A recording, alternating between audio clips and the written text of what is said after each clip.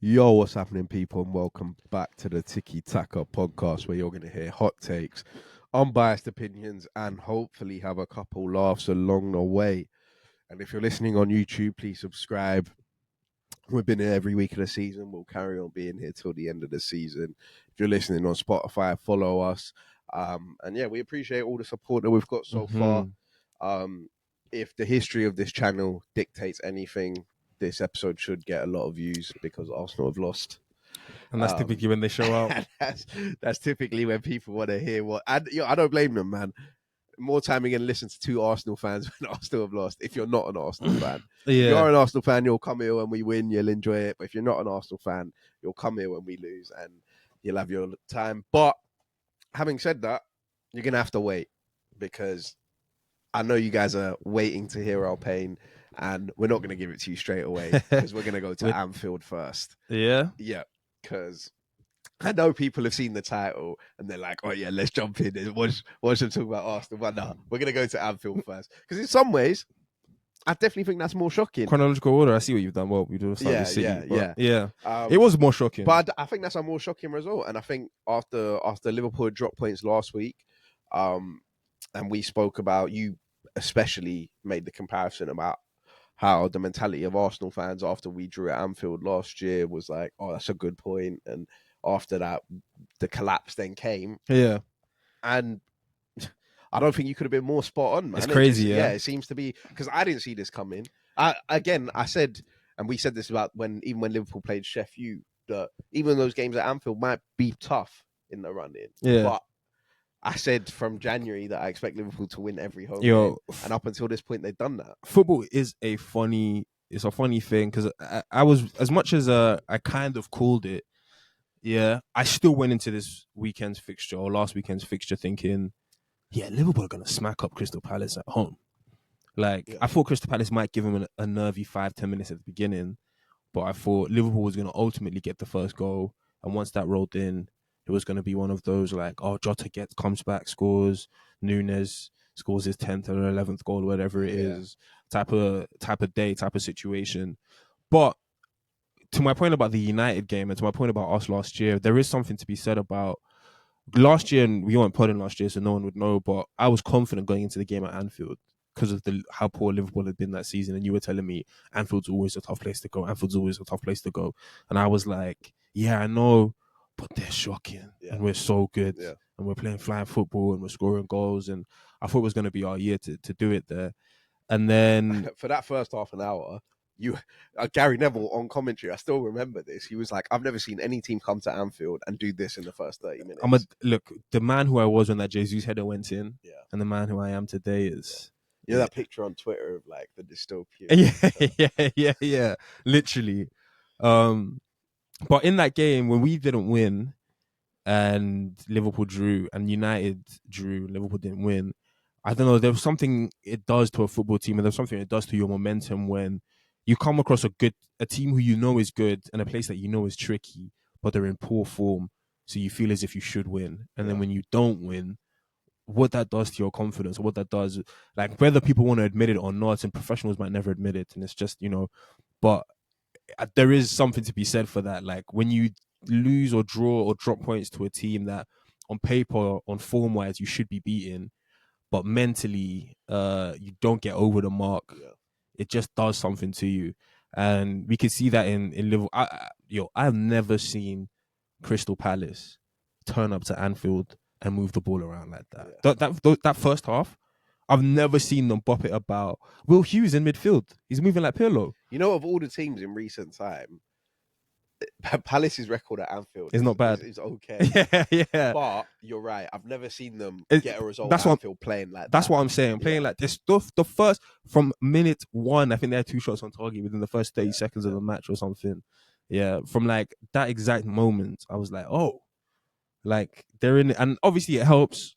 I was saying on our chat, if Premier League had an MVP award, it would go to Michael Olise and Eze, in my opinion, joint. Yeah, just as what they bring to that Crystal Palace. Crystal Palace are a completely different outfit with Eze and Elise in that starting lineup. 100%. Like completely different. Yeah, do you team. remember I said there's no point watching Palace? Yeah. There's no Eze or Elise. 100%. It'll be the driest watch.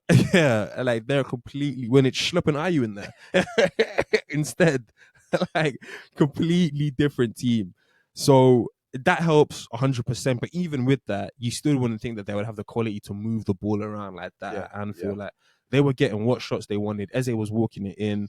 Honestly, even after, and we will talk about the Palace side of things because they definitely deserve their time, and Oliver Glasner deserves some time as well. But even after they scored that goal, I wasn't phased at all. Yeah, because it's Anfield, it's Liverpool.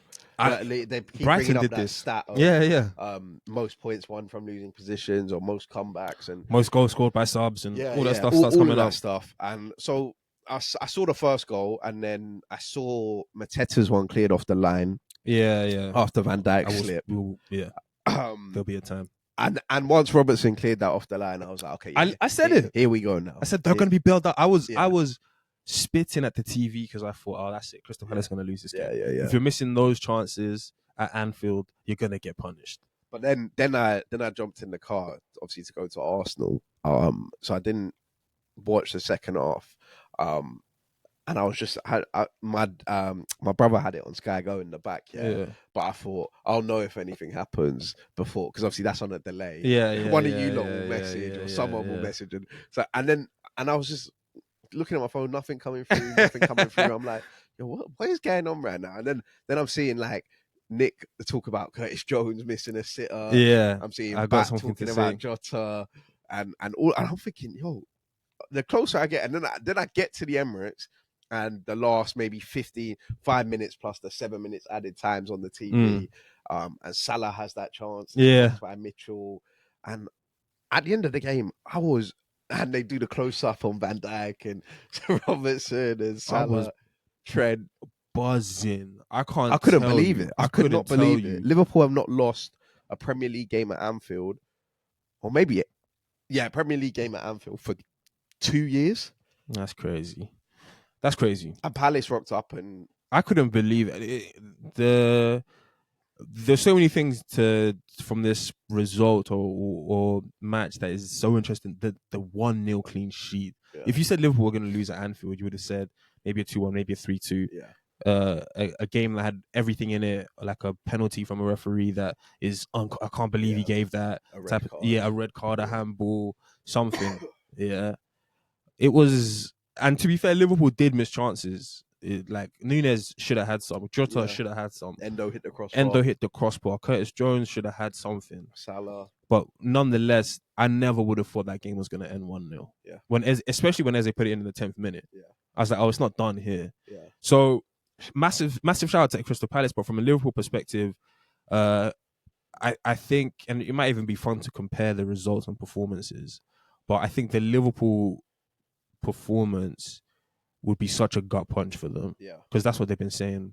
Liverpool fans themselves have been saying, like, we create bare chances and don't take anywhere near it. That was the narrative after the United game. Like, how many chances did they have in the first half and they didn't take them and da.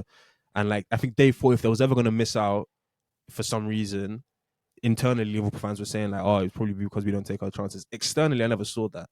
I thought Jota always scores. Nunez, there's always somebody for Liverpool who steps up. But watching Liverpool now, full 120 minutes, full 90-minute matches for the last 3-4 weeks. It is crazy to see that be the bane of their title charge, or that to be the bane of their, European run or Klopp's. Like, can you imagine a Klopp era ending because he didn't score enough goals? Yeah. So it's very interesting, and I think that performance would have left such a sour taste in Liverpool's mouths 100%. Because. I think there's a bit of a fear that could be repeated. That and some of those blocks were unreal. I don't even know how Mitchell was getting to some of those things. But I think Liverpool fans will be feeling like that was a real kick in the teeth, especially after the Atalanta loss, and they got boxed in the Atalanta game. And 2 losses at Anfield in 4 days, back to back, and then you go away for 3 games. I was looking at those 3 away games. That's what. 100%. Where Liverpool might drop points, but. I mean, in terms of the implications on the title, and we'll do the same thing for Arsenal. We might even link those two in together. But that's a really damaging one for Liverpool, especially like, mentally, even more so than points wise. Liverpool fans, Liverpool players have been there before with Pep and Man City and in a title race, and they've lost it by 1 point, and losing at home to Crystal Palace isn't. It's not what champions do. Yeah. You just, especially when Man City's the competition and whatever. Yeah. You just can't do that. And yeah, they are 2 points behind, same as Arsenal. Same as us. But in terms of the title, it could be sticky. But we'll talk more on that when we talk on Arsenal, because obviously both teams lost. Both teams are on the same amount of points. They're in the sort of position. So it'll probably be a similar analysis. What do you think though about just the Salah's not really been scoring goals? I'm not really calling Salah into question. Have you seen the Salah stuff? I've seen the Salah stuff about his stats in the running. I used to indulge in that stuff. I used to indulge in Salah hate and all this kind of stuff. I was like, I never used to have my FPL agendas, all that kind of stuff. But I'm actually not trying to hear it, because Salah is Salah. Salah probably still has 20 goals. But I do just think Hazard stats in the running. Yeah. I do just think that it is interesting to see him play like this, to also see Núñez play like this at these times in the season, just because there was so much love and praise and admiration, probably rightfully so, especially for Salah. But it is very interesting to see Liverpool not have a crunch time player with all the attacking talent that they're saying there's no Sadio Mane to bail him out. It's crazy. Liverpool have 7 strikers. We barely have a striker. But what I'm doing here is a bit nasty, because I can't get onto Salah. I'm not gonna get onto him. Salah gets his goals 5, 6, 7 seasons, however long. But I will say though, Salah scoring versus Everton won't be enough. Salah might turn. They might drop points at Fulham, might drop points at West Ham or whatever it might be. But if Salah comes and he dogs on Everton and he scores 2 or he scores a hat trick, and he's putting in these remaining performances, it won't be enough. Yeah, his legacy is set. He's calm. He's Salah. But there will be something to be said about how things went out. If he should be riding for Klopp. Klopp changed his world.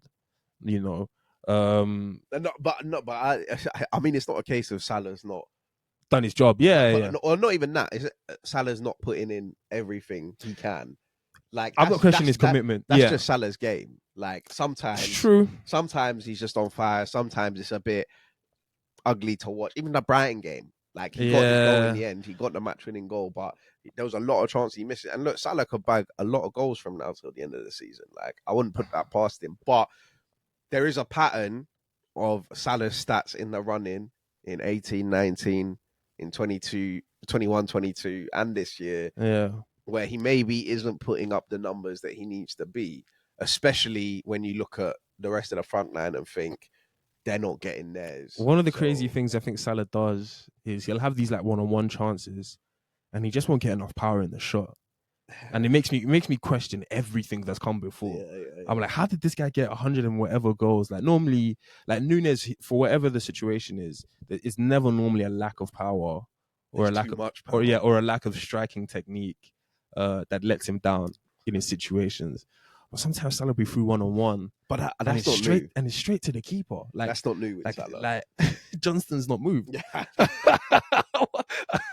or he's gone with an outside the foot and got it completely wrong, or a dink and put it so far wide. That's why everyone makes that argument of it's not good to watch or whatever. Yeah. But regardless, man, I think. And 2 things, sorry, before we move on. 2 players that I feel need to get theirs, or I'm very happy. Palace players? No. Okay, Liverpool players. 1, Curtis Jones.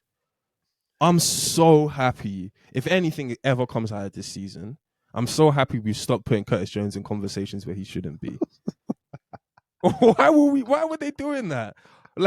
It was when Liverpool are winning games. When Liverpool are winning games, you can't really say too much because maybe he is doing something in there that you don't see. You don't rate him. It's not that I don't rate Curtis Jones. He's tidy. He's nice. I quite like it. That's all he is. He's not anywhere near should definite name on the team sheet for the England camp, or he's not anywhere near any. I'm not even going to put him in conversations with Jude or no.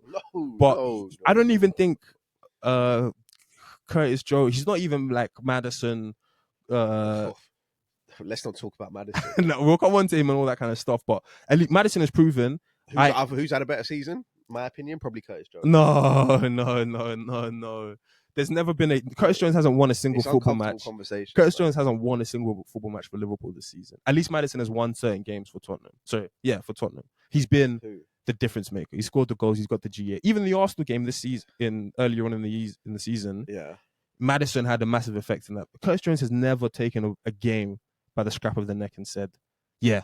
And they put him in all the conversation. Anytime you see young central midfielders with promising stats, they're lashing Curtis. He's not in the main chat. He's not in anybody's chat. Like, Curtis Jones is just a decent squad rotational player for a big team. He's Conor Gallagher in many other teams. Like, he's better than Conor Gallagher. On the ball, he's better than Conor Gallagher. But I don't think his contribution to Liverpool is anywhere near where the chat and the hype is for Curtis. Every time I think guys always say, Curtis Jones, that's a huge miss. Curtis Jones is out. What are we going to do without Curtis Jones? Curtis Jones' you'll live. Average performance this season is quite a bit higher than Maddison's. Oh, I don't think so. Maddison's had those purple patches because that's who he is. He's a purple patch guy. Curtis Jones hasn't had a purple patch in his life. Yeah, but he doesn't need to because across the whole season... Across the whole season, he's been better than Maddison. If there's one thing if you take the season as a whole, bro, Maddison hasn't dropped a good performance since January. Curtis Jones and Maddison might be the same age, you know. Yeah, Curtis Jones has not done anything. And what has Maddison done? No, well, I'm not talking about winning trophies and X, Y, and Z. Maddison has proven himself to be a Premier League starter. I can start in the 10 for however many Premier League and be teams. horrible. Curtis Jones shouldn't be on a starting team sheet. Does he get into Liverpool's best midfield? Curtis Jones has started for a team that's challenging for the title. Has started in patches when the only time Curtis Jones wasn't starting. Is he a starter for Liverpool? Is he a starter for Liverpool? Yeah. Should he be in their best midfield? Yeah. No. He is in their best midfield. So Endo, Curtis, Sloboslai. No. Endo, McAllister, Curtis. Yeah. That's their best midfield. Liverpool fans, if any Liverpool fans listening to this, let us know in the comments. But I think let us know in the comments. We saw Sloboslai assisting at Atlanta goals. Sloboslai he's been up and down as well. You were saying Sloboslai was one of the best signings of the season. So did you? No, but no, he was your guy. That on me. Sloboslai was nice, but he was your guy. Sloboslai was your guy. Yeah. But I've already that now look, I've already said that my bad. My point still stands. My point still stands. Moving forward from here on out, yeah, I'm very happy that whatever happens this season, Arsenal port lit, Liverpool port lit, whatever goes on, Curtis Jones should never have his name in conversations with top English talents, top English midfielders. Curtis Jones, John Joe Shelby. No, I'm joking. But Curtis Jones is just nice, and I'm not here to kill him. He's not a terrible footballer. He's not awful. He's not below average. He's just all right. He's done more in the game. He's just all right.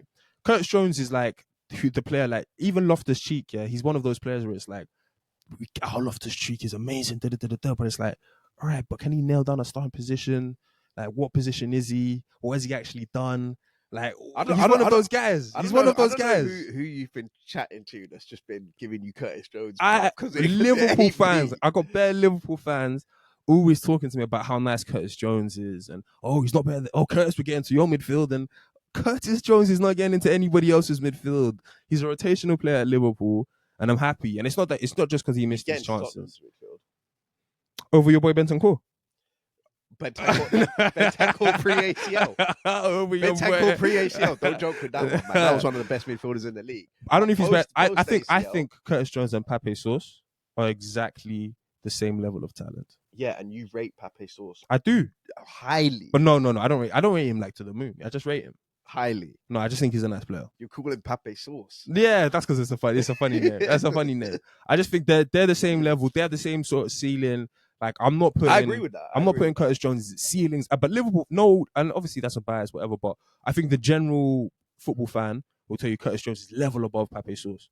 But I don't think so. I don't think his levels above. Yeah, but that's because Liverpool fans only watch that. Yeah. But then the second guy is VVD. Yeah. Go on. Because I said this at the Carabao Cup win That is not the game to start saying, oh, VVD's better than JT. Where he scored his legacy VVD's goal. better than Rio. Guys was like, oh, isn't that the legacy match VVD needed to? It's a Carabao Cup versus Chelsea. Like, Gabriel does no.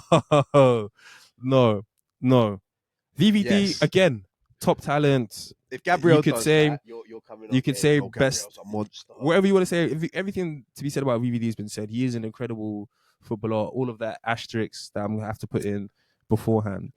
Yeah.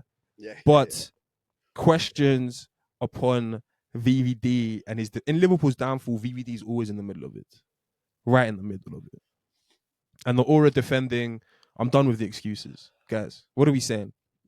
I'm done with the excuses. Eze and Schlupp and Ayu and all these man are running coop miners. And I've seen coop miners and Skamaka getting 1v1s, one on nuns. Yeah, Martin Daroon getting what shot they want whenever they want on VVD because he's afraid to get dribbled past, because he's afraid to put a challenge in, because he's afraid to actually do his. No, VVD is great because no one actually. It's one of those ones where in a channel nobody ever takes him on, and that's probably the wise thing to do. Yeah, you're gonna lose that ball. But in these situations where somebody pips Liverpool's midfield high up the pitch, wherever it is, and you need a defender to go in there and actually win the ball, clean things, hold the ball up, stop the play, let the midfielders get back and help you out. Oh, you're just going to retreat. He does the Monreal thing. The retreat 10 yards. Oh, he's in your box. What am I going to do? Oh, he's had a shot on target. Oh, he's put it in the bottom corner. I was ready. I'm ready to give VVD his flowers when the time is right. But that Carabao Cup fixture was not the time. We'll see what happens at the end of the season. I think VVD will probably go. I don't think he'll stay. I don't think he's going to stay. He's probably seen the writing on the wall. But these slips and falls and all this kind of stuff, it's been a long time coming, man. And I'm happy we can cool down on saying, oh, that's it, hands down, the best we've ever seen. Because there's some real top defenders that are not putting in, not the slips. You can all slip, you can all fall. But JT loved the slip. yeah. You can all slip, you can all fall. But Champions League I'm talking about just sticking up for being a central defender in these one-on-one situations in the middle of the pitch where it's like, all right, man, I've got to win this ball. I've got to stop the attack. I've got to slow things down here. I'm not afraid to get dribbled past. I'm going to do or die for my team. And VVD needs to do a lot more in those situations for me to ever say he's the best ever, hands down. No, and for me, it's like the way people put such a full stop in their sentence. Oh yeah, Van Dijk, that's it. He's the greatest ever. It's like, yo, we've had some pretty great central defenders, and there's a conversation, and he's in it, no doubt. But it's not a case closed type of thing. Yeah, the way people make it seem. But he wasn't at fault for the Palace goal. Well, who's? I think your boy Kanate, you need to speak about. Yeah, to be fair, I don't know what, because he was a mess on Thursday. I don't know what Klopp's doing him. I don't know what Klopp's doing, putting him in and out, taking him in and out of the team. If he's fit, play him. If he's not fit, take him out. Yeah. Like, but we'll talk on the Palace side because they deserve their time. And I said on the chat after that first goal, wow, like the football on that goal is nuts. Yeah, like I haven't seen Palace play football like that since they came into the Prem. Vieira's new manager bounce. Vieira maybe. Yeah. Vieira's new manager bounce. Yeah, Vieira with Conor Gallagher in midfield and Vieira for a time. Yeah, pressing high up the pitch. That one thing lastly, that season Conor Gallagher had at Crystal Palace. Curtis Jones hasn't even had that. Yeah, but Curtis Jones has got a Champions League. That's what I'm saying about Curtis Jones. Yeah, but Gallagher doesn't have a Champions League. It's proper Chelsea though.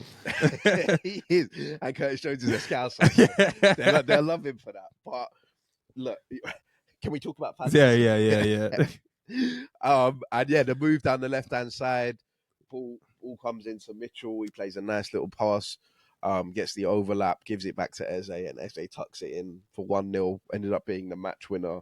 And people already saying, especially Man United fans, saying you can see Oliver Glasner's impact on this team. you can see the style that he's trying to play. You can see what he's trying to do. I agree and I don't agree with that. Because I think there is only so much he can do without Olise and Eze. Yeah. And and I think with Olise and Eze, it always kind of looks that silky and that smooth. Like everybody goes up to a different gear. No, it didn't look. for a lot of the time, it didn't look that silky and smooth under Roy. Yeah, There were games there was where it was just, this is just Michael Elise takeover. this is it's tough. Eze's in his bag today. Do you know what it is? Because I think every manager has geared the team up to rely on Eze and Elise's individual brilliance. So which you have to do. Which you have to, yeah, true. Because how else are you going to play it? So it almost always looks like if they're on it, that's how Crystal Palace play. Yeah, you know. Facts, yeah. And but he definitely does deserve his credit. I mean, to coach a 1-0 at Anfield, to have the right defenders on to approach with the concentration, and you know, what Anderson and all these guys who stood up, man. Yeah. Every FPL manager had every Crystal Palace defender as a last sub. Yeah, and they were right to. Apart from, and I've spoken about. Yeah, I had Munoz. I've spoken about that Liverpool midfield, and why that alone is the reason I don't think they're going to win the league. Yeah. You have. And Adam Wharton, 20 mil from Blackburn. They bought him in January from the Championship. They were saying 20 mil for a Championship player. This is a joke. Why are we spending this much? Left-footed player. I mentioned him briefly on this podcast before, but wow, what a performance! No, that guy was just. You talk about dictating the tempo, keeping things ticking, taking the ball in tight areas. Like as a midfield player, that's what you have to do if you're going to go to Anfield and get anything out of the game. Yeah. And boy, did he do that, man! That was an impressive performance. At Anfield, as you say, it is top. I mean, it's very nice to see anybody go and bust Curtis Jones. To be honest. No, he definitely did play very well, and to be honest, I agree with your points entirely in the sense of that Liverpool midfield isn't good enough to necessarily win the league. Well, they still can, but shouldn't be good enough to win the league. And from players from the Championship, he's not Championship level, but from players to come up with the Championship and have that sort of confidence about them to go there and do their thing, it takes a lot, man. And I want to also praise the guy I always praise for Crystal Palace, Mateta. Yeah, Mateta. He's, as you said it, as soon as he tucked in his shirt, it's not just... I haven't actually seen the sitter that he missed in the second half. Yeah. I saw you guys say it on the chat. Yeah. And whatnot. Yeah, he had in terms of his finishing, actually, he wasn't the best game. Even for the Robinson one, I actually don't blame him for that. Like, that's a good finish. It's really. it's a good it's just even better defending. Yeah, like 9 times out of 10, the defender doesn't get there. The ball goes over them. Alisson. He's done everything he needs to do. Really. But his work outside of just having the ball at Anfield, man, when you're that lone. I didn't know he had that. Yeah, I didn't know he had that He's either. A big guy. Yeah, exactly, and he was 85 minutes, man, just working VVD, working Konate, trying to relieve any pressure that they could from Liverpool. And it was a very selfless performance, man. And some of the channel runs, I was like, this is crazy to see a 6'4" guy try and spin off Konate into a channel and ask for the ball. And, but one thing I will say, and maybe this is Glasner, maybe this is because Liverpool were pretty poor, but there were just times when Crystal Palace were winning that ball in the midfield. I was like, this is incredible. Yeah. Like, I haven't seen a Crystal Palace team aggressively attack the midfield and win those duels like that. To set Ayew away. That's why I think, along with Eze and Elise, obviously he's not going to be at that level. But what Crystal Palace fans probably want is just to kind of provide them with some more talent around the pitch to maximize that. And at least when you've signed a guy like Adam Wharton, who's not necessarily a combative midfield player. What happened to? He's not a Jefferson Lerma. He's not a Lamino. Schlupp. He's not all these Palace players. Koyate, all of these guys that they've brought in over the years who are just combative midfield players. They've actually brought someone in who can play and who can get the ball in midfield and find Eze. That's actually Crystal Palace's MO. Milivojevic. Jedinak, all of them. Crystal Palace just love a combative midfield player. So to actually get this guy in, and now Elise doesn't have to get the ball from the centre back to find Eze. Yeah. You can give it to Wharton. Wharton can play it forward, and they can do their damage in the final third. I think, I've sat on this podcast and said we might never do a podcast where Arsenal win at Anfield. And I might not see that. And that's how hard it is, especially in recent times, for teams to go to Anfield and win. So shout out Crystal Palace, man. No, shout out Crystal Palace. Crystal Palace fans enjoy that. Shout out to Elise and Eze one more time. They raised the levels, man. And Elise was having a couple nutmegs. There's times when players are giving the ball to Elise. Well, he has 3 guys on him, but they're giving it to him just because he's the only guy who might not lose it with 3 guys on him at Anfield. And as you say, he's not making guys. He's giving and going. He's chipping it forward for Mateta to get onto. It was unbelievable. I said the same thing about Eze when we played them in the Emirates, and I was watching that game. Like Eze is just you just can't get the ball off him sometimes. He's just gliding around the pitch. He's just on a different level. But yeah, when they have those two fit, they've obviously added Wharton in. Anderson played well. Anderson can ping a pass, which is why I think playing with the wing backs helps as well. Yeah. I think, look, Palace might have a strong end to the season. It's crazy, and I don't know what's up with Palace, but they're addicted to finishing 12th place. It doesn't matter how good or bad they are; they'll just finish 12th. But look, I think we've exhausted enough time as much as we can on Liverpool. Big sip. We finish down your drink. Anyone watching who's having a drink? Yeah, any Arsenal fans? Arsenal versus Aston Villa at the Emirates. Unai Emery came back. Unai Emery taking 6 points from us is he came back to haunt us. Gut-wrenching. He came back to haunt us, and look, Arsenal should have been out of sight in that first half, which is obviously we've been on a run of scoring goals and whatnot, but I've said on this podcast all year that we won't win the league unless we sign a striker in January or whatever. Obviously, didn't go and sign a striker. And that's because I said to Michael off air, that's 5 league games now this season that Arsenal haven't scored a goal in. There was Villa, Newcastle, Man City, West Ham, and now Villa again. So Villa twice. And that's a problem, man. Like, you need to be able to, as much as I say attack wins you game, defense wins you titles, like, you still need to score. Like, you can't come away from these games not having scored a goal. Because at least if you score one and you trust your defense, you can get out with a 1-0 or whatever. And Gabriel Jesus had a chance. Kai Havertz had a half chance. Trossard had the major chance. I think even Saka a couple of times if his first touch is a bit better. Because Martin Odegaard plays him through. And then the second half performance was horrible. It was the worst since Fulham. So this is where I was going to say, I don't know if it might be fun to compare like to the Liverpool result. I said the Liverpool result must have been gut-wrenching for them because, you know, they huffed and they puffed and they couldn't score. I think for us, it was like maybe equally as bad from an Arsenal perspective because, as you say, I feel like in that second half, man, we didn't even really huff and puff. It just felt like we accepted we either weren't going to score today or that this game was not there for us. And we're at home and, you know, everything's to play for and X, Y, and Z is on the line. Like, it wasn't coming down to Tariq Mitchell, unbelievable blocks on the line. Dean Henderson, how's he got a hand to that? Anderson, I can't believe he's got a head on that. We didn't put Villa in those kind of situations. That's why I talk about the pattern for us not scoring in games. Because Liverpool, no matter what we say about them, we've always said they create so many chances. And how much of that though is now a point to be made about a striker, or a point to be made about in those 5 games, apart from maybe Villa away? Yeah, I think there could be, and maybe Man City, to be honest. There could be points to be made that Arteta got the midfield wrong in those games. And like, because in the first half, as you say, we had enough, we created enough chances. Maybe that is down to the striker bit of things. A striker takes Trossard's chance, maybe Jesus' chance. One of the chances that Havertz was slipped through on his left foot. A striker just puts that home type of thing.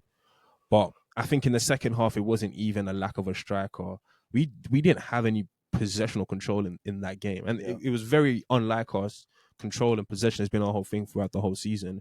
But I think the half that we lost, we didn't lose because we didn't have a striker. I feel like we lost it because Arteta got that midfield battle wrong. Or it was one of two things. It was like, one, either he didn't trust the subs to come on to change things, or they weren't fit enough to come on to change things. And because I just thought, all right, we have to get a goal. After halftime went, I thought we have to get a goal early in the second half. And after, I think Trossard had like a little chance at the 56th minute. And from then onwards, till Villa scored, I don't even think we strung 5 or 6 passes together. Like, I don't think we had anything. We just let the game go by. Like, giving the ball away. Villa would try and counter us, get up the pitch. We'd win it. We would go long, would lose it, they'd come straight back down, and it was just 20 minutes of that over and over. Somebody goes down, Zaniolo gets a foul, and I agree. Like next season, I would love to see a striker come in. But maybe not. I don't know if it's more important, but for me, actually, it might be more important. We need to figure out what Rice is between a 6 or an 8. We need to figure out who's going to be our midfield guy, because I think that's what we was missing. And I think I'm just about done with the lone 6, 2 10s, high up the pitch thing. It's great if you score first. Yeah. It's great if you score first. Which we should have done. Which we should have done. And we got away with it at Luton. Yeah, when Partey was in there by himself with Smith Rowe. Yeah. Not that Luton were ever going to win the game, but it's like that. Those are the kind of games I think you can do it. But in a team that's willing to defend resolutely and have some threat. Even when it's been Jorginho, Rice and Odegaard, Rice has been playing like as a number 10. As much as Rice has been playing as a number 10, it's different from, for example, a Havertz and Odegaard midfielder or a Vieira and Smith Rowe midfield. Because those are two people that Rice, for whenever Rice is on the pitch, he's going to have some sort of defensive mind about him. Versus two guys in. I saw that Havertz doesn't defend. Obviously, he does track back, but when you have Rice way back there and no one in the middle to connect the play, if Rice isn't finding Havertz or Trossard, or Odegaard between the lines, you get those 20 minutes I think we had in the second half where nothing happens.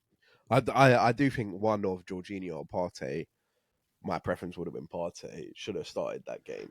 And I think that was the one major error that Mikel made in his starting 11. And we can talk about Arteta. I'm sure we might talk about Arteta more still. But in terms of the players on that pitch, I think there's only one player that could come off that pitch and say, yeah, I did my job today and I put everything in to try and make sure we got 3 points. And that was the skipper, Martin Odegaard. I didn't even really like. Obviously, I knew he was playing well in that first half, but I saw on Twitter at half time that everyone was like, "Yo, this Odegaard, Man United fans, Liverpool fans, he's balling. This Odegaard performance was sensational." And the amount of times he was slipping Saka through, the Bernardo. Do you see what I kind of mean? Yeah. Silva thing. Like he gets the ball. And it's hard to get it off. Even that clip that was going around of those two Villa players, coming into each other. Out. That is Bernardo Silva. Yeah. And even there was one point when we were on the break and he knocks the ball, and it's McGinn in front of him, and I'm thinking, no, Odegaard, just pass that off, man. Pass that off, man. You don't want to take this contact. And he knocks it past McGinn, and he runs around him, and McGinn tries to foul him. Probably should have been a yellow card. I'm thinking, damn, bro, this kid's been putting work in the gym to be able to like move like that, have that acceleration, hold the contact from a big fucker like John McGinn. Yeah. I think I'm even more impressed with the like ball retention or like ball tackling in midfield at Odegaard. There's so many times when the other team is on a break and an Arsenal player is shoulder to shoulder trying to win the ball. You're like, yo, who is that? He's tracked all the way back. And he did the amount of times he did it to Musiala. Yeah. You're like, yo, who is that? Who's tracked in? He's tucked in. He's all the way back in there, harrying the midfielder, so he doesn't have time on the ball. Or it's Odegaard, and he's pointing at the next guy to set the press up. Yeah. So I completely, and he's been like that. And I actually thought, I said to you before the game, I thought Arteta was going to rotate him. Because I was like, I don't know how he can do another. I said he can't. He just can't. I was like, as he played 2 games for Norway, he played every 90 minutes since the international break. Yeah, we've been playing every 3 days. We got the biggest game of our lives on Wednesday next week. I thought it was going to be Rice, Jorginho, Smith Rowe, Rice, Partey, Smith Rowe type of thing, and then Odegaard come in for the final 30 minutes and just like, to me to you type of thing.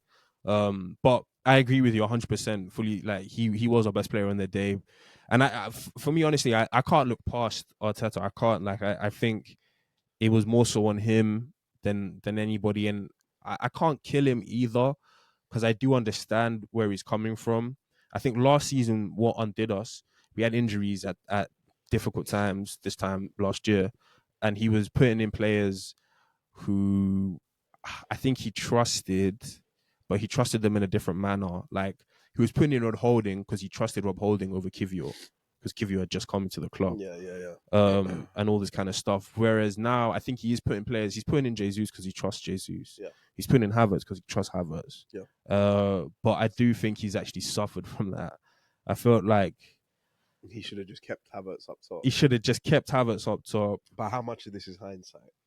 A lot of, and that's what I'm saying. At the times, before the game, I was fairly happy to see Jesus in there. Like I said, the only change I would have made is I would have given Havertz a rest, knowing he's going to play 90 midweek in the Allianz. But I think that change means everything. Put Party in there because I thought another thing. Yeah, it makes a big difference for sure. I think another thing that really fucked us up was once we didn't get that early goal in the second half and Plan A didn't work out for Arteta, we only had Martinelli to come off the bench to really try and change things for us. And it would have been great to have brought on a Martinelli and a Havertz, or a Martinelli and the Jesus. Really change the shape, really change the dynamic. But once Havertz stayed on and Martinelli was up there, and obviously Martinelli didn't have the greatest of games, but it's whatever type of thing. I don't think we had anything else much really to change the game. And I know Smith Rowe did it, but Smith Rowe, he's just coming back into things. He's not really scored for a year. I'm not hanging my hat on him coming into games and changing them for us 0-0. So I thought that was another thing that, and I guess you can say in hindsight, fucked us up. But yeah, I thought the one thing that will stick out to me from this game, the one thing that will annoy me the most from this game was it wasn't a game that Villa, I think, were better. Obviously they won, but I don't think they were better than us. No. I just think that we let them take the game, and there was those 30 minutes in the second half where we knew they were a better team and we didn't do anything. Yeah. We didn't make a change. We didn't try and change the midfield. We didn't try and change the points of attack. We just didn't do anything. We just accepted that they was going to win fouls and counter-attack us, and we lost. That's my one real gripe with Arteta about this game, is how long it took him to make those changes. Jorginho can't come on in the 77th minute. Yeah, I thought those, and even then I thought the change should have been Thomas Partey. How Thomas Partey didn't touch grass in that game, and that's what I'm saying. I think he's probably said to himself, I don't trust Thomas. I haven't seen enough of Thomas this year to trust him in these games, in these moments. But we've also got Rice, who's running on steam. He's running on fumes. That's what I'm saying. I don't think any of those players could really come off that pitch with their head held high, other than Martin Odegaard, because I think the rest of them, I don't want to say bottled it, but in that second half just were nowhere near the level. Yeah, fatigue. Potentially fatigue, but then that's not a good look. Yeah, our biggest game. All those exact same players, or 90% of those same players have to play on tomorrow. Yeah. And I think two guys in particular that I want to talk about, Zinchenko and Jesus. It mattered the same way we said, Kieran Tierney, it's been real. It might have been real. It's turned around too quickly. It might have been real. I can't lie, because I've sat here on this pod. We've had loads of conversations, and I've literally last week I was talking about the unique asset that Zinchenko is against and whatever. But brother, you're defending. Yeah, the net positive he was offering, he's losing it. It's a net negative now. There's no doubt about it. I feel tough. In my mind. There's a it's a net negative now. Defensively, he's getting targeted constantly. He's doing stupid shit that he wasn't doing last year. That's what I kill Zinchenko for. Yards deeper than the last man, playing everyone on side. Like structurally, when he goes into midfield, we don't have a left back. That's becoming more and more of a problem. And what he was doing in possession last year was truly world class. Yeah. Was truly caviar. We hadn't seen it before. Yeah, but what he's not doing that this year, and he's very quickly becoming a net negative to the point where there's not many games, if any, I want to see Zinchenko playing left back. I think for me personally, I'm at a point now where if Zinchenko's got a future at Arsenal, it's not at left back. No, look, I'm not as heavy on that, because I think Zinchenko. What we've realized is many ways to start this. One, I will never kill Zinchenko for probably getting beat 1v1 or being sort of targeted. It's the way he gets beat 1v1. Because Zinchenko is never going to be. I agree. He has to do better. Like I'm always there is a level of Remember the way Salah beat him? yeah. Look, that's killed. Pathetic. That's killed his career. You will That's kill. killed his. You would kill Trent for that No, look, constantly. 100%. Every week you would come here and kill Trent. For that. 100%. I would. But if you're as a Liverpool fan, you've decided to live and die on Trent is never gonna be a world class 1v1 defender. He doesn't need to be world class. Well, and that's what I say. So I think Zinchenko two things. I think one. So last year defensively, Zinchenko was pretty calm. I think this year he's been alright. Even in these last couple of games, I think he's made stupid mistakes. Like Zinchenko does things you can't legislate for. He makes mistakes that you can't even apologize on his behalf for. The Tielemans thing. There was even some mistakes in Luton, where Zinchenko will, under no time, under no pressure, just pass straight to Ross Barkley in the most precarious situation. And I can't legislate. And that's what I'll happily kill Zinchenko for the sloppiness, because he's meant to be top class, world class on the ball. Yeah, he's meant to be the guy who can find the corners, find the angles, which he's not been. Yeah. And that's why I'm more than happy to kill him for that. What I am realizing about Zinchenko, what we realized last season and what we realized this season is he's not really a 90-minute guy. There's elements of every football match where you're like, all right, I'll probably take Zinchenko off now. And why I'd say Zinchenko can play for us and can even play for us at left back is probably for the first 70% of the season. In games where, because I think the problem Zinchenko suffers from now is every game now matters way more than it does at the beginning of the season. Yeah, every frailty now is highlighted way more than it was at the beginning of the season. Well, we played Liverpool in December, and he got beat the way he did. Look, as I said, he can always. It's not about Zinchenko will get beat. It's not about him getting beat. Yeah. The way he got beat. It's not. Zinchenko will get beat. Trent, these guys, they're the same. They will get beat. Like it's just who they are. I'm now saying, when it comes to crunch time, title on the line, I need to win it. I need to be resolute defensively at the back. I need to show as if I have no weak. A lot of these games are won maybe even more mentally than they are football ability wise. Like Palace thought they could get at Liverpool because they thought Liverpool are in a tough moment mentally. Yeah. City at this stage of the season always look imperious. Teams like Luton, teams like all these other teams City are going to face. Before they even step out, they think, oh, we're 1-0 down. He's just going to roll over us. Zinchenko gives teams an opportunity to be like, oh, we can be in this game. We can get at this guy. Whereas we can target him. But and look, Brighton targeted him. We kept a clean sheet at Brighton. He came on versus Bayern Munich. They targeted him. They didn't score again once Zinchenko was on the pitch. Not for his own. In the Brighton game, he was getting cooked. We were always going to have to live and die by that. Always going to have to live and die by that. Him, and they scored 2 goals. Always going to have to, and that's what I'm saying. And the goals that we conceded, always coming with Zinchenko. But my thing with Zinchenko is he's always going to be the scapegoat for the shit because of who he is, because of the mistakes he makes, 100%, and he should be.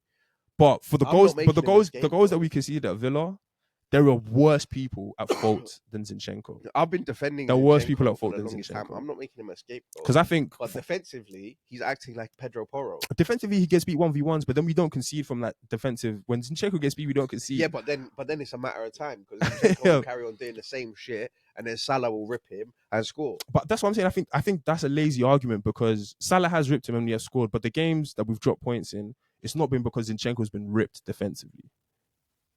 It's because Rice has switched off. It's because Martinelli's not been there. It's because Gabriel Saliba has made a mistake. If Tomiyasu's on the pitch, that's why we've conceded. If Tomiyasu's on the pitch, Bailey doesn't score. Maybe. But if Rice speaks to Martinelli, if Martinelli speaks to Rice, Bailey doesn't score. But Rice is marking his man. Zinchenko could still be there. Martinelli's got the full back. Our left back should be marking their right winger. I agree with you. Right? But our left back isn't in the left back position. Rice is there. West Ham, we dropped points entirely Zinchenko's fault. Entirely. That first goal. You see what Zinchenko's doing on that first goal. But this is what I'm saying. Goal. Look, you can always go back to a moment. Lazy argument. You can always go back to a moment. Zinchenko is just costing us. You can always go back to a moment when Zinchenko got beat. Always. There'll always be a moment when Zinchenko got beat. But I'm actually talking. That's a problem. I'm talking about the moments in these games, the past 2 games where we've dropped points and not won. It's not been because Zinchenko's gotten beat. It's not been because of that. If Tomiyasu plays that game, we're sat here talking about 3 points. If Rice does his job, If Rice does it, and we have to talk about Rice. Rice has not been good.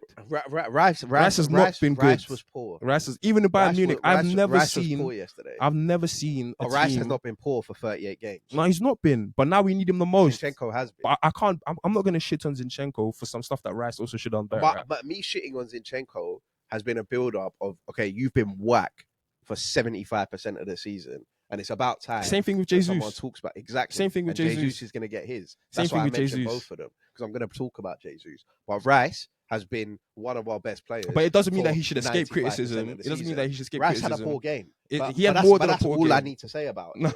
That's all I need to say because that's one bad game. I think 2 bad games. Bayern Munich, he was bad. I have never seen a team run off us more than in that Bayern Munich game. Okay, yeah, Bayern Munich, he wasn't great. I personally wouldn't say he was bad. I don't think he played well versus Bayern. But again, Declan Rice has done enough. Last-minute winner against Man United. Last-minute winner against Luton. Not long ago, we were both sat here saying, yo, Declan Rice is a £100 million player. There's no disputing that. There is no disputing that. He's still a £100 million player. Zinchenko's been whack for 75% of the season, right? Agreed. Zinchenko's not had a good year. It comes a point now where he needs to get his. Zinchenko does need to get his. We need to talk about the fact that this guy is a net negative on this Arsenal team. And if we want to get anywhere from now till the end of the season and we want to try and leave with any sort of trophy, Zinchenko should not play really any minutes. No, I'm not going to say that. Because Bayern Munich game showed us... we can't have Cole Palmer targeting him, Cunha targeting him, Solanke targeting him. My thing is not about Zinchenko being targeted. That's not. He will always be targeted. You can't say they shouldn't be targeted. They will. If he's on that team sheet, he will. Last year he wasn't being targeted. He will be targeted. I think it's all about him being, as you say, a net positive or a net negative. If Zinchenko, I will kill Zinchenko, and he should be killed. Last year defensively he was pretty good. For the past 3 games, apart from the Bayern Munich game, Zinchenko's been kind of sloppy on the ball, and that has been his fucking downfall. Yeah, he's been super sloppy on the ball. The mistakes that he's made on the ball, careless mistakes. It's just that lack of concentration from Zinchenko that's really been letting him down. And I 100% think that he should always get heat for that because that's what he is. We're saying he's a specialist. He's never going to be a specialist in defending. So I do think killing Zinchenko for getting beat 1v1 is lazy. It's like beating. I'm not Nunes. Asking him to be a specialist. It's like beating Nunes for missing chances. Nunes misses chances, man. But I'm not asking him to be a specialist. I'm saying that when you come up against the winger and all he has to do is knock it 2 yards to the side and you're not even close to him and you're just letting him have a free shot on goal. That's pathetic. So that's not Arsenal level. You may as well bring back Mustafi and play him left back. But my whole point is we're killing Zinchenko for the times he's got ripped, but they didn't score from those chances. That's not what cost us. But West Ham, we're talking about this week's fixtures. Yeah, but that's what I'm saying. For 75% of the season, he's been whacked. So I came on here after the West Ham game and I thought, yeah, Zinchenko's had a bad game. But how many bad games am I just going to come on here and say, yeah, it's been a bad game? It's been a real problem. No, Zinchenko's whack. Well, Zinchenko's been whacked this season. He's not been at the level that he was last season. He cannot. Jesus has not been at the level he was last season. Zinchenko cannot continue to defend. But our season doesn't ride and die. Our season doesn't ride and die on how good or how poor Zinchenko is. Because there will come a time when Zinchenko starts getting. You say we didn't lose that game because of Zinchenko, but we easily could have lost it because of him.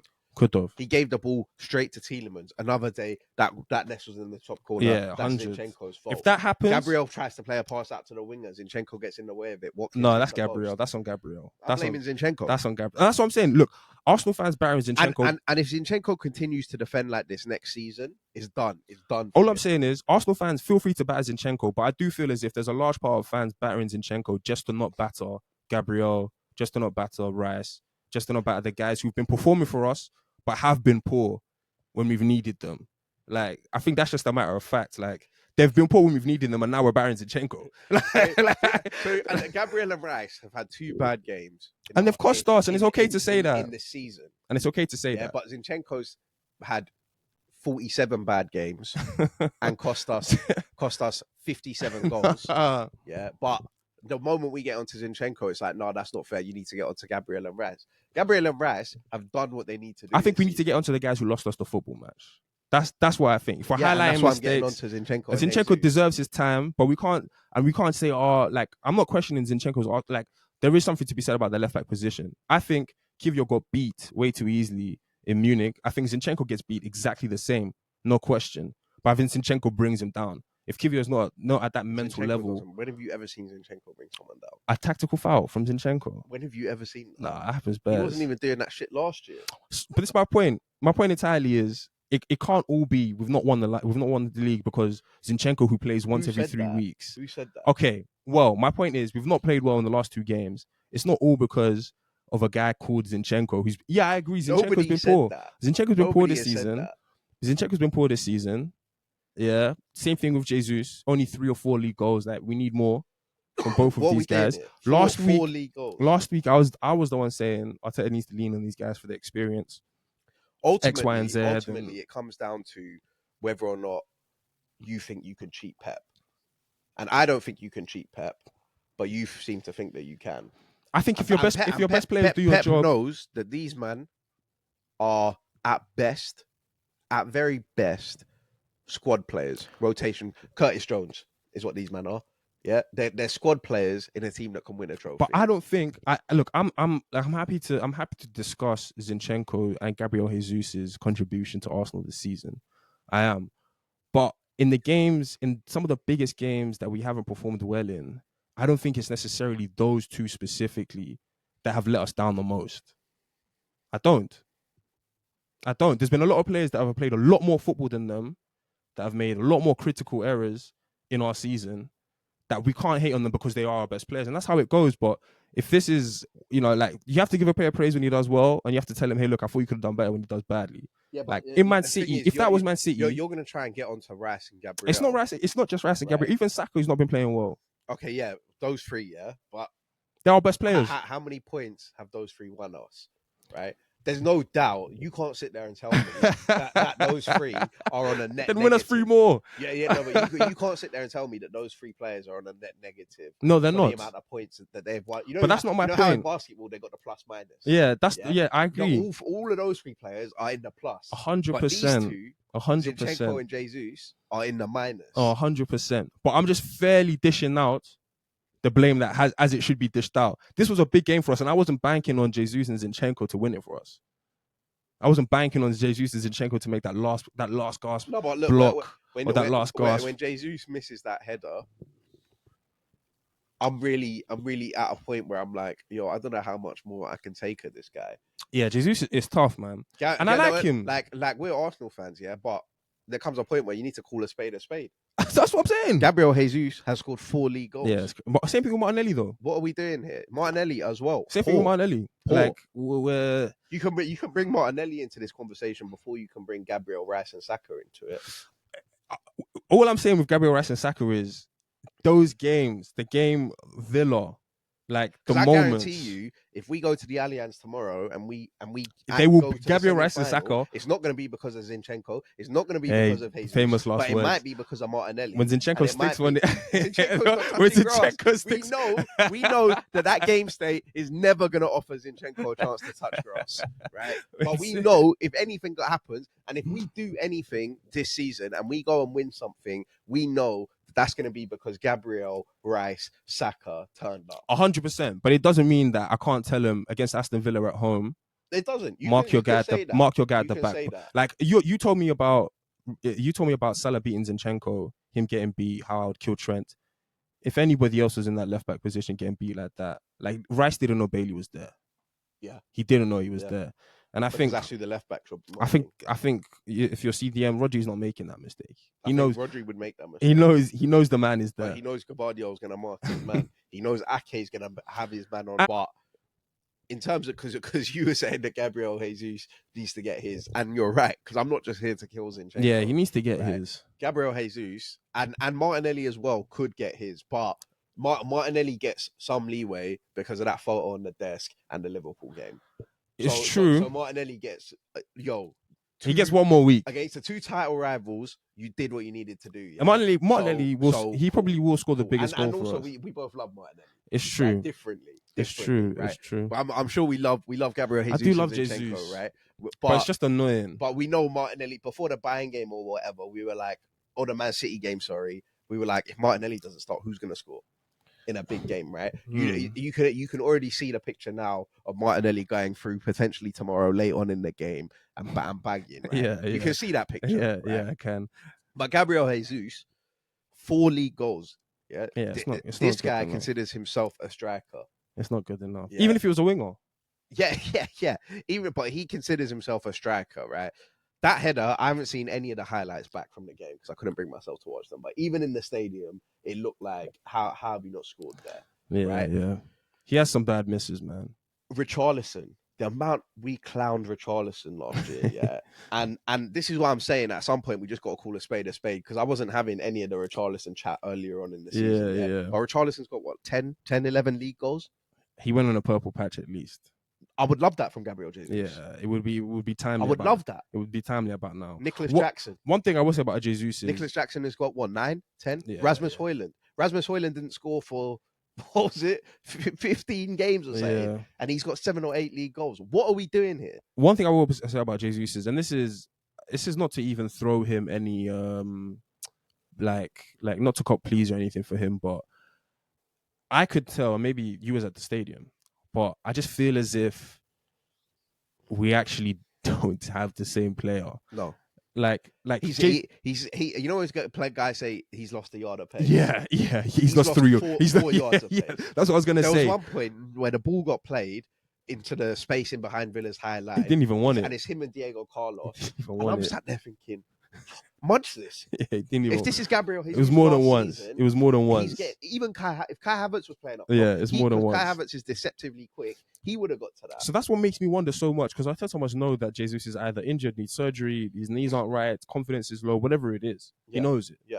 So to leave him out there for as long as he did, to move Havertz away from that position. I agree. Because I agree. There was times where Odegaard, the very few times Odegaard got the ball in the number 10 position on the half turn, Jesus wants it to feed. Yeah. Jesus, he wants to post up Konza and Carlos and Pau Torres. No. Yeah. Bro. Make a run straight, he never ever runs in behind anymore, man. He never ever runs in behind anymore. And the only time we ever get Jesus at full pace is when it's a straight dash on a counter attack and Trossard has the ball and Jesus is there to square, like he wants to be squared in. Like other than that previous guy who had mobility and twist and like he can still jink. Don't get me wrong, but there's something about him, and I'm happy you've picked up on it as well. Yeah. There's something about he's lost 3 or 4 yards of pace. He definitely doesn't. He doesn't. Like the player he but was that still didn't excuse him from only scoring 3 or 4 goals. See, there was some finishes, bro. There was one chance, man, where it's good play down the left side. Havertz is slipped in, and he cuts it across. Yeah, he cuts it across, and Jesus. Nobody's there. Jesus makes a second cutback run. Yeah. I'm like, bro, you're playing centre forward today. Yeah. How are you not standing right in the middle? There's no one there from Villa's perspective. It's one of the only times you ever got through that back 7. And you look at our game against Brighton last week, and Kai Havertz's movement is exactly the double move. Yeah. Front post goes back post. Jorginho plays the ball, and we score. Like that ball came. I know exactly the moment you're talking about. That ball came across the box, and it's just screaming like someone just tapped it in. Tapped that. Like it's an empty net. I can't believe he's asking for the cutback. Yeah. How's Havertz gonna like? I can't believe he's asking for the cutback from Kai. You're a striker. Yeah. Like, look, man. I've said. I think we said around Christmas that Gabriel Jesus' long-term future at Arsenal is as a winger. Yeah. I'm not giving up my stocks in Gabriel Jesus. I do think Gabriel, because you can see there's something he provides something. Yeah. He still has the pass to Trossard is like. That should be the chance when he can do that in our team. And Gabriel Jesus has played the pass he needs to play. He's taken the touch. He's played it first time. He's given Trossard a good ball. And another thing I will say about him is, I mean, it's so obvious, but he's like abject of confidence in front of goal. I think that cutback run is like he knows where he should be. He just doesn't necessarily want to be there to miss it. And I don't ever expect Gabriel Jesus to score. Last thing I'll say is I'm seeing some big shades of Lacazette. Good first year. We might have a goal scorer here. And then they preyed on your downfall. he might have a goal. I was always here riding with you, man. But we turn into a guy who's, again, you look at him, he's not 6 foot. They wrote the picture of Gabriel Jesus with the beard. I'm like, yeah, he's nice. Laka was our best footballer. Laka walked so Jesus could run. Laka was our best footballer. Oh, Laka would always play the connective pass. False nine. Yeah, he would always Martinelli, take it on his chest and bring it on for another guy. But when it comes to that running, like there was some chances like Lacazette missed where it's like you're 3-4 yards out, bro. Yeah, Gabriel Jesus has just got to unlock that unnecessary foul. Yeah, and he's there. And he's the same guy. He's the same guy. And he's there. And that's got to change. And yeah, man, look, like I'm pointing out those two guys because of the season they've had. I agree. They should be dug out. They weren't necessarily the worst players on the pitch on Sunday. But they should be better over the course of the season. But over the course of the season, they've been poor. That's why I'm not bringing Martinelli into it.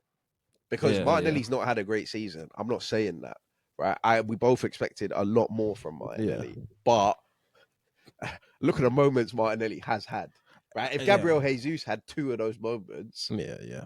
Jesus, it's been so few and far between this season for moments of joy. And for both of them, for where they were last year and the level they should have only have kicked on last year, for them to be where they are now, and you say that you won't get onto Zinchenko for getting beat 1v1, yeah. Ben White could get beat 1v1, yeah, but Ben White's going to make it hard, yeah. So if Ben White gets beat as he should, he's a central defender, right? No, he's all right. He's a central defender. Right? He learned his trade. Even Tom Urine Timber, right? That could be our savior, right? If Urine Timber's going to get beaten, any defender can get beaten in a 1v1. That's cool, yeah. But make it hard. Last year, Zinchenko was rarely getting beat in 1v1s. I don't really remember a game where I was like, yo, Zinchenko got cooked today last season. Yeah. Right? He was doing his job. So I don't know what's happened. I think Gabriel Jesus, you can look at the injury and say he's potentially lost a couple yards of pace there, right? There's no potential about it. But Zinchenko, like, what has gone on, man? Why? And with the ball, that should be your bread and butter. Look, the left back thing, we could do a whole episode on that, man. Maybe Timber's our savior, but I think speaking just more generally about Arsenal and the performance and the title and what this means. I was going to say let's talk about the implications on the title and where the Liverpool and the Arsenal result leave this title race, and obviously Man City won. Yeah, I told you before we started recording that I really think it's done. Like, I personally think. That's why I've spoken so much about the Villa game. That's why I'm so annoyed about Arteta. That's why I'm so upset in terms of the players who have let us down, because I don't know what would have been worse, but I'd really sort of in my mind built it up to be the Tottenham game to decide it all type of thing. Yeah. And with that we win the league. Yeah, it was. I literally thought it was going to be that sort of gladiator-esque or movie-esque type of situation. You did also say that if Arsenal are going to win this league, it's going to be the most dramatic. Yeah, and it's true. If we are, it's true. It's still on cards. It's still on the cards. It's going to be dramatic, but especially after that loss. I just think though that the manner in which both Arsenal and Liverpool lost shown a mental fragility that I just don't think on the same weekend. Yeah, I just don't think City have. I just don't think they have that. Like, we're hoping that they don't beat Brighton and Nottingham Forest and Fulham and Tottenham. Yeah, like City have. It's not even just a run of fixtures. I think it's just the impetus that they wouldn't do what we've done. Liverpool and Arsenal, I'm talking about. They wouldn't. And if you were going to beat City, it will be a hard-fought game. Like, it will come down to the wire. I think we kind of rolled over a little bit once that first goal went in. Yeah. Mentally, we were like, we haven't been behind. Half in general. Yeah, we hadn't even been behind all year, and the first goal goes in, and the team is like, I don't even know if we can come back from this type of thing. Yeah. Versus Man City, who, if you're Bernardo Silva, if you're Rodri, if you're Kevin De Bruyne, if you're whoever it is, Edison in that dressing room right now, you've just seen both teams drop points, and you think, we just need to win our last 6. We've won our last 6 for the remaining 7 years I've been here. Yeah. Like, I don't think this is going to... I don't think they're in... It's like City would have to be in big, big, big crisis for me to think that they're going to drop points in their last 6 fixtures. And I think they will win. I think Pep is the psychopath to win the league in the next 4 games and then drop points after it's already confirmed that he's potentially a champion type of situation. I think for me, I don't think it's done yet. I think it's difficult for me to say it's done with when the gap's only 2 points, and I think this group of players and what they've done this season have earned that kind of trust. Yeah, they've done better than they for were me last to year. put in them. But having said that, I've said all season that I think City will win the league. Yeah. So, and that hasn't changed at any point. Not when we beat Liverpool, not when we got a draw at City. At no point has that changed. And I still think City are going to win the league, but I don't think it's necessarily over yet. I think the next 2 games are massive, but the issue is that I think, remember when City went to the Club World Cup in December, and Liverpool drew with Man United and drew with Arsenal, and Arsenal drew with Liverpool and lost to West Ham, and then lost to Fulham, and City came back and they were like 2 games behind, and like 3 points off it, and they could have. and I was like, City are coming back now, and they're going to look at this table and they're going to think, well, we can't not win it. These two have just dropped all their points whilst we've been away. I think, and I think now the only way that I could see Liverpool or Arsenal winning this title was if they built up a bit of a lead. And obviously, both Liverpool and Arsenal play twice in the league before City play next. So I thought if they could have built up a bit of lead, even if City have those game in hands mentally for those City players, they're now going to Brighton away, Forest away. We have to pick up 3 points. It just takes a bit of even though that City team's a machine and whatever, it does take now. It's like the 4th year in a row. I agree with that narrative. But now, City are 2 points clear. They know if they win all their games, they win the league. It's in their hands. And the moment, I know there's all that banter about calling them sharks, right? And shark team or whatever. But genuinely, if that City team smell blood, it's done. It's done. It's over. As soon as that City team get a sniff of these guys are letting us in, and we saw it last year. We've seen it when they were chasing Liverpool. As soon as they get that sniff of these guys are giving us a chance, it's done. Yeah, I agree. And you heard me on here nervous and worried about, like we've been saying. I kept on saying, "Oh, people are expecting Liverpool to fall off. People are expecting Liverpool to fall off, and they haven't. They haven't." I was happy to play that game with Liverpool because I did deep down believe that there was a chance that they could legitimately fall off. I'm not gonna. The reason I'm comfortable in saying Man City are gonna, like, the title race. The race is not over, but the title, I think, is gone.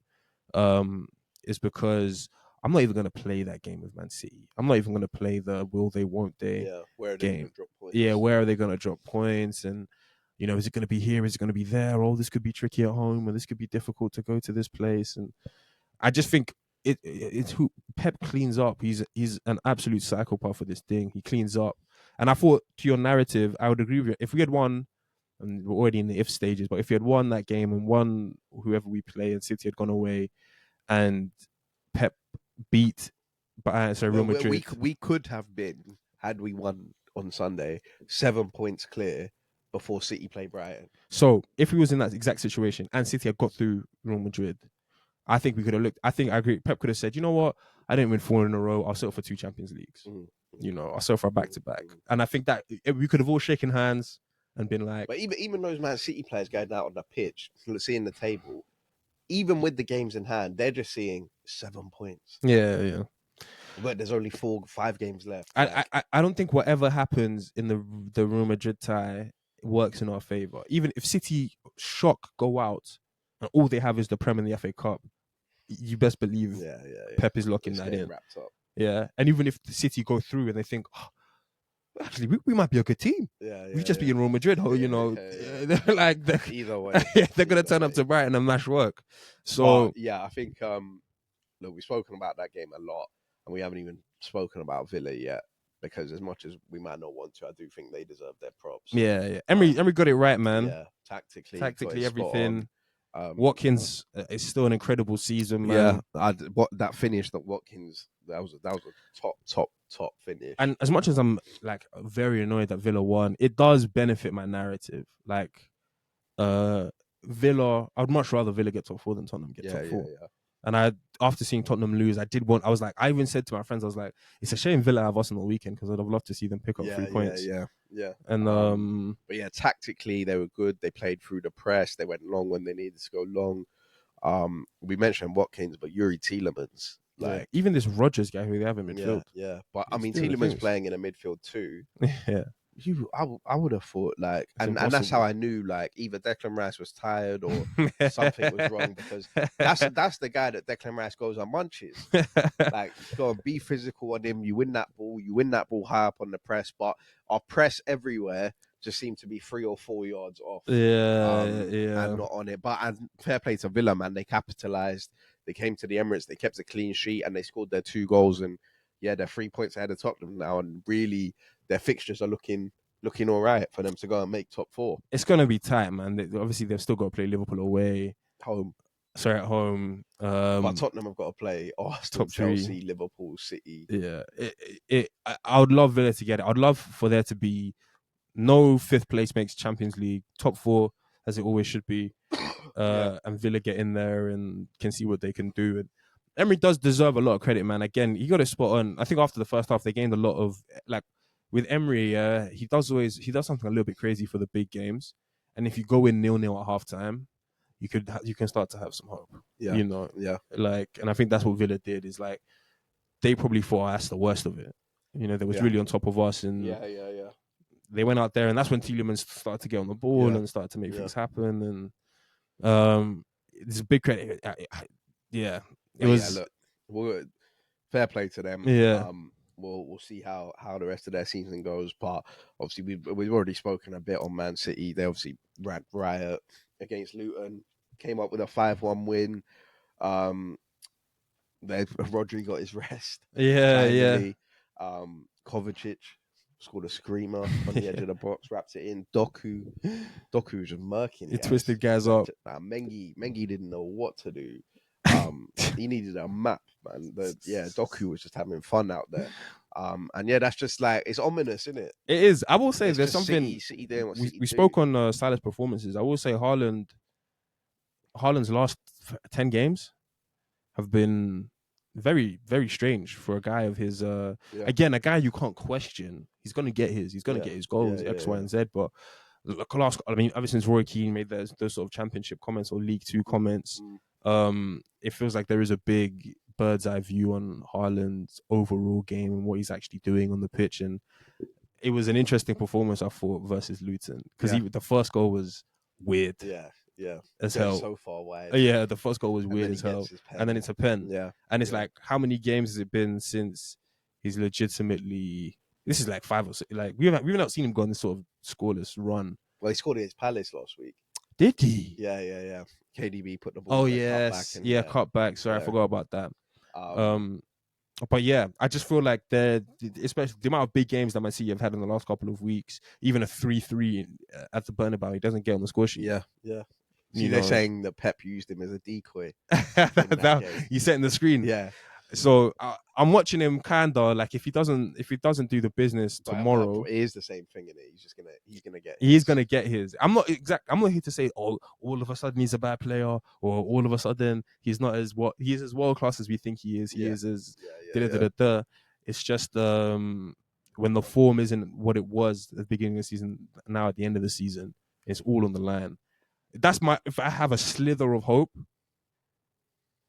maybe it's not that Haaland's not scoring goals. It's just that he doesn't look as frightening as he was last season, when it's like every game has the possibility of a hat-trick. But then they just have match winners. Yeah, all over the pitch. On the Luton side, Ross Barkley got his goal, a very nice goal. Yeah, great Step goal. over, left foot finish. Palace, sign him up. And his performance this season has been, I've been telling guys that everyone's talking about Kobe Mainoo going for England squad. But Ross Barkley's been better than him this season. Yeah, he has. They don't want to hear that, though. I was going to ask you, would you take him at Arsenal? Yo, we need we need somebody. Let's say end the season, 10 million. Now, do you know what? I wouldn't. I would love to have Ross. I'd love to have what he would bring to Arsenal. But I just know as soon as he comes to Arsenal, he just becomes drink water. Because there's nothing else to do in Luton. Play ball. There's just the Danny Drinkwater situation. I think also the good thing about Ross, I would gamble, man. If you could tell me, Ross Barkley for 10 mil, like, I would. You just know, how Arteta's gonna is he gonna run? Is he gonna do the hard running? I think he would be the perfect 8 in our system. We need the perfect. We need what he brings. Yeah, we need 100% what he brings to the team. Gundo. Yeah, that's what we need.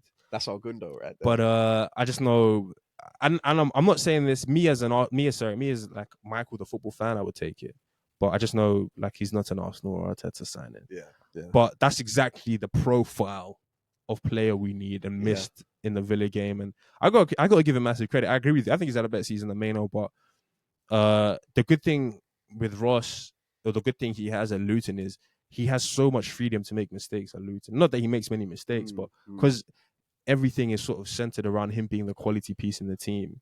Who was it they played the other day? I think he made 2 mistakes that led to goals. Yeah.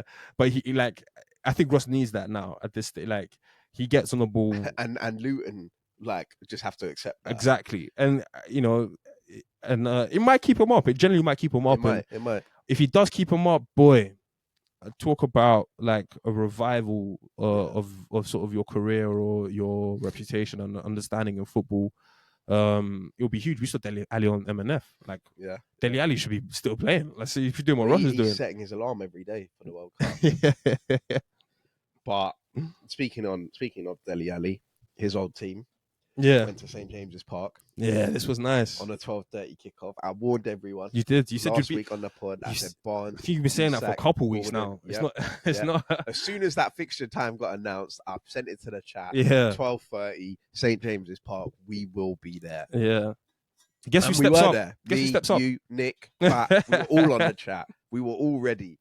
And yeah, what a game, man. What a game. I've been waiting for this fixture and it did not disappoint.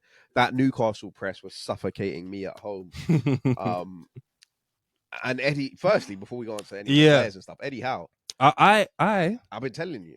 No, you have. I've got to come in and say a couple of my bads. Like, I still think Newcastle can move on from Eddie Howe, so on and so forth. But to give him his credit, he suffered this season. Like, Man United fans complain about injuries. Chelsea fans complain about injuries. Eddie Howe suffered just as much, if not worse, than all of those teams and their injuries. And he's right there, level on points. Yep. Right there. In 6th place. Isak obviously turned it around for him. But well.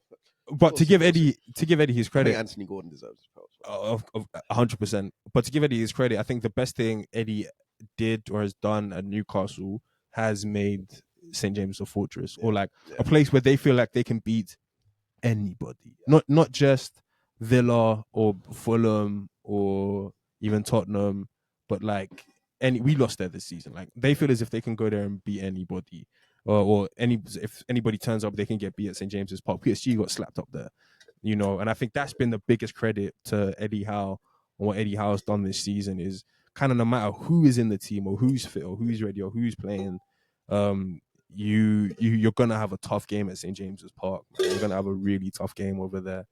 And massive credit to him and Jason Tindall and everybody else over there. They still got players out now. Yeah, if you look at the amount of injuries they had. The XL bully. Yeah, that back line, Jacob Murphy, Emil Kraft, it's crazy. Fabian Schär. But tactically, Eddie Howe got that spot on in that game. And in some ways, I think I was kind of watching it and I was like, you know what, I kind of hope Mikel Arteta does the same thing when we play Tottenham. Yeah. He played a 3-5-2 out of possession because Tottenham and their whole game is about these underlaps. Yeah. Werner and Johnson hug the touchline, and then Udogie and Porro or a centre midfielder or Maddison will run on the underlap and they'll get the ball. And obviously, if you play a 5 at the back, the spaces there are a lot less, right? You've got centre backs who can come out and engage and whatnot. Do their thing. And out of possession, he played that. He had Murphy as one wing back. He had Elliot Anderson as the other wing back. But then in possession, he went back to his regular 4-3-3 with Murphy as a winger. Yeah. And Elliot Anderson coming into midfield. And I thought that worked perfectly. And the players on the pitch executed it perfectly. Yeah. But then you also heard Isak say after the game that they knew how high Tottenham play, the high line they keep. So if they win the ball back, obviously in that 5-back shape, but they can keep 2 or 3 players forward on the Conte-esque. Yeah. You get that ball forward. Move it quick. Go with Barnes, Gordon, and Isak. You saw that can cut you. Bruno's doing the cess thing. I'm not even looking. Yeah. I'm just getting that ball up there. Bruno, what a performance, man. They would win it. They would win it, give it to Bruno. Bruno wouldn't even look up. Head still down. Yeah. Long ball. Yeah, Guys on- straight into Isak. Yeah, guys were on the move. I think, and yeah, on that first goal, Udogie. Udogie. What's that now? It will be Baptized. Saka. You don't see that happening to Olieno. Yeah, Pedro Neto, and now Anthony Gordon. Anthony Gordon, by the way, he's gonna get his props. Because, Yeah. wow. But he wins the ball back, leaves Udogie on the floor. I thought Pedro Porro was the one who couldn't defend, but turns out it's both of them. Yeah. Leaves Udogie on the floor. Plays Isak. Romero, I don't know what Romero's doing. I think Romero is addicted to no man's, and this is why Romero. This is another. He's in my Curtis Jones. He's in a similar bag. I feel like with Curtis Jones, where it's like people try and force the Romero into certain conversations. Oh, he's this, he's that, he's better than who? He's in these kind of talks. He's up here. He's top 5. Who's been putting Curtis Jones in these conversations? He's top 5 this. He's top 5 that.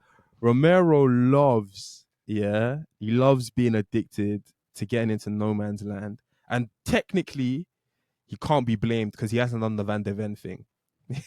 Yeah, he's not gonna get the Twitter tacticals killing him because they haven't seen it. But God knows, obviously, Rio, God bless him, you know, pitch side, whatever, TNT Sports, he could call him out on it. But God knows what Romero was doing, stepping up in that situation to get nowhere near the ball. And leave his man. Just leave Van de Ven there in that situation. No excuse for what Van de Ven did. No excuse. Gordon slips him in, and then Van de Ven, he's just munching grass. Why is his head on the floor and his legs are in the air? What is this, man? That Van de Ven shit is... He looks like he's performing in a red light district in Amsterdam, bro. It's too just fun. there munching grass. It gets better every time you see it, man. And he has no reason to be screaming like about that the as well. brothers before. Yeah. Pre-kickoff. Gassing him to the moon. Rolls Royce. Gassing him to the moon. Rio called him Rolls Royce. Ali McCoy is saying, oh yeah, he's been the best the league has seen all season. Yeah. I don't know what people are saying. Ends up on his backside, ends up on his and head. The thing I'll say about that is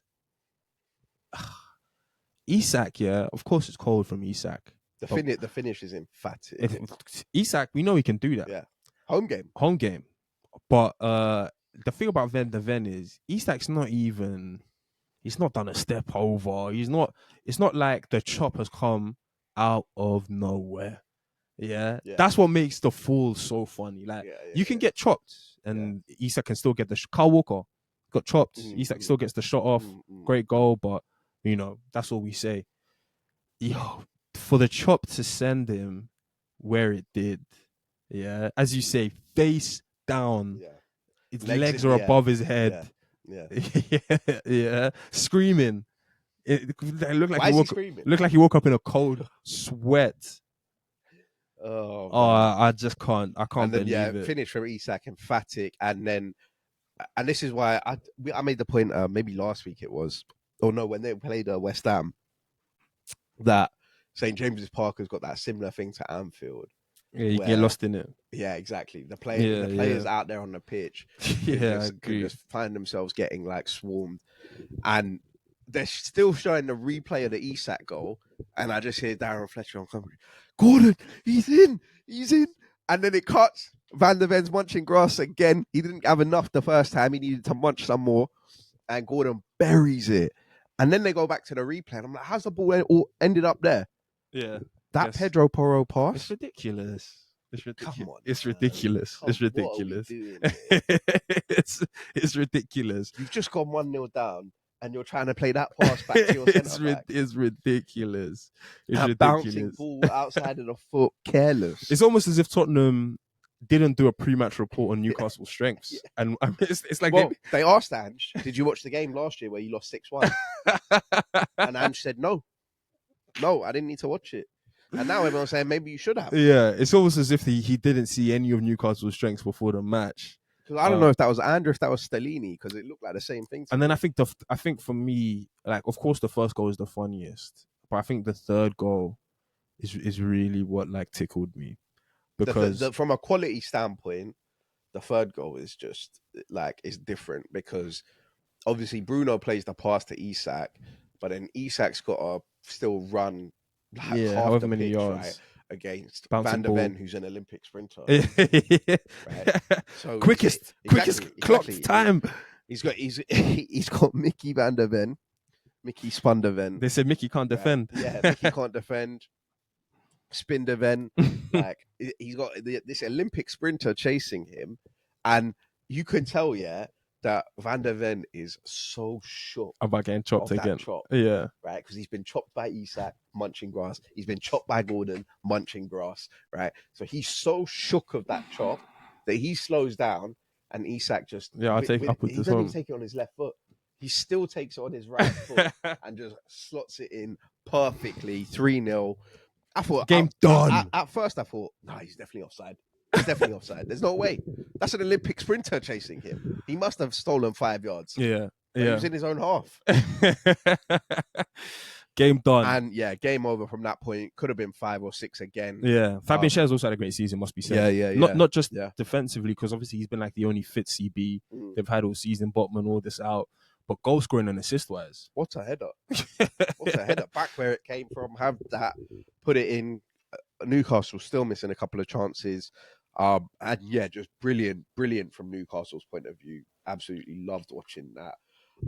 But the man, he does need his love. Anthony Gordon, man. Yeah. I like big game. I actually bully. think the BGB. the BGB. The real BGB. I think he might be it, man. He might be the real BGB. He might be it. Like everybody's kind of spoken about. He hasn't unlocked the away from home one like Rashford. It takes time. It takes a season. Yeah. But look, this is your breakthrough season. Yeah. It takes a season. Right? That's Man City, Man United, Arsenal. Liverpool, Arsenal, Tottenham, Chelsea. That's the big 6 right there. He scored against all of them at home. I think and a lot of those have been 1-0s. Everybody said like obviously he surpassed expectations, or like we all knew he was a decent player, but no one knew he was this good. None of us had him in the top 10 wingers list. He didn't get 1 vote. I think the biggest I don't know, like attribute or not the biggest attribute, but just one of the coldest things that works in Anthony Gordon's favor. This is a very Sky Sports punditry thing to make, analysis point to make, but I think he looks the most comfortable off the left. Then, like, obviously, Gordon, Palmer, Saka, Foden, Palmer, Saka, all having incredible seasons, but all left-footed, all kind of need to play off the right, or have some sort of drifting in motion from the right-hand side type of deal. Whereas Anthony Gordon has got numbers equally as impressive, or is a couple of goals off type of thing, but he can lock down, or not lock down, but he's shown you from Newcastle at this highest level on this left wing.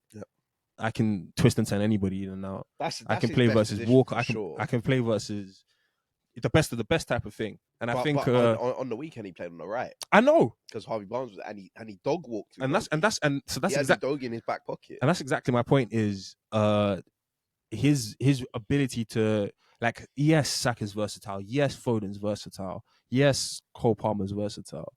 But I don't even know if they actually are more versatile than Gordon in terms of just purely playing on the right wing, playing on the left wing. And Gordon's played striker. Yeah, when Isak and Wilson have been out, Gordon's played as a number 9. But his season is phenomenal, man. I mean, just the talent itself. Obviously, Cole Palmer needs his time as well. But just the under 23 English talent boom. Yeah.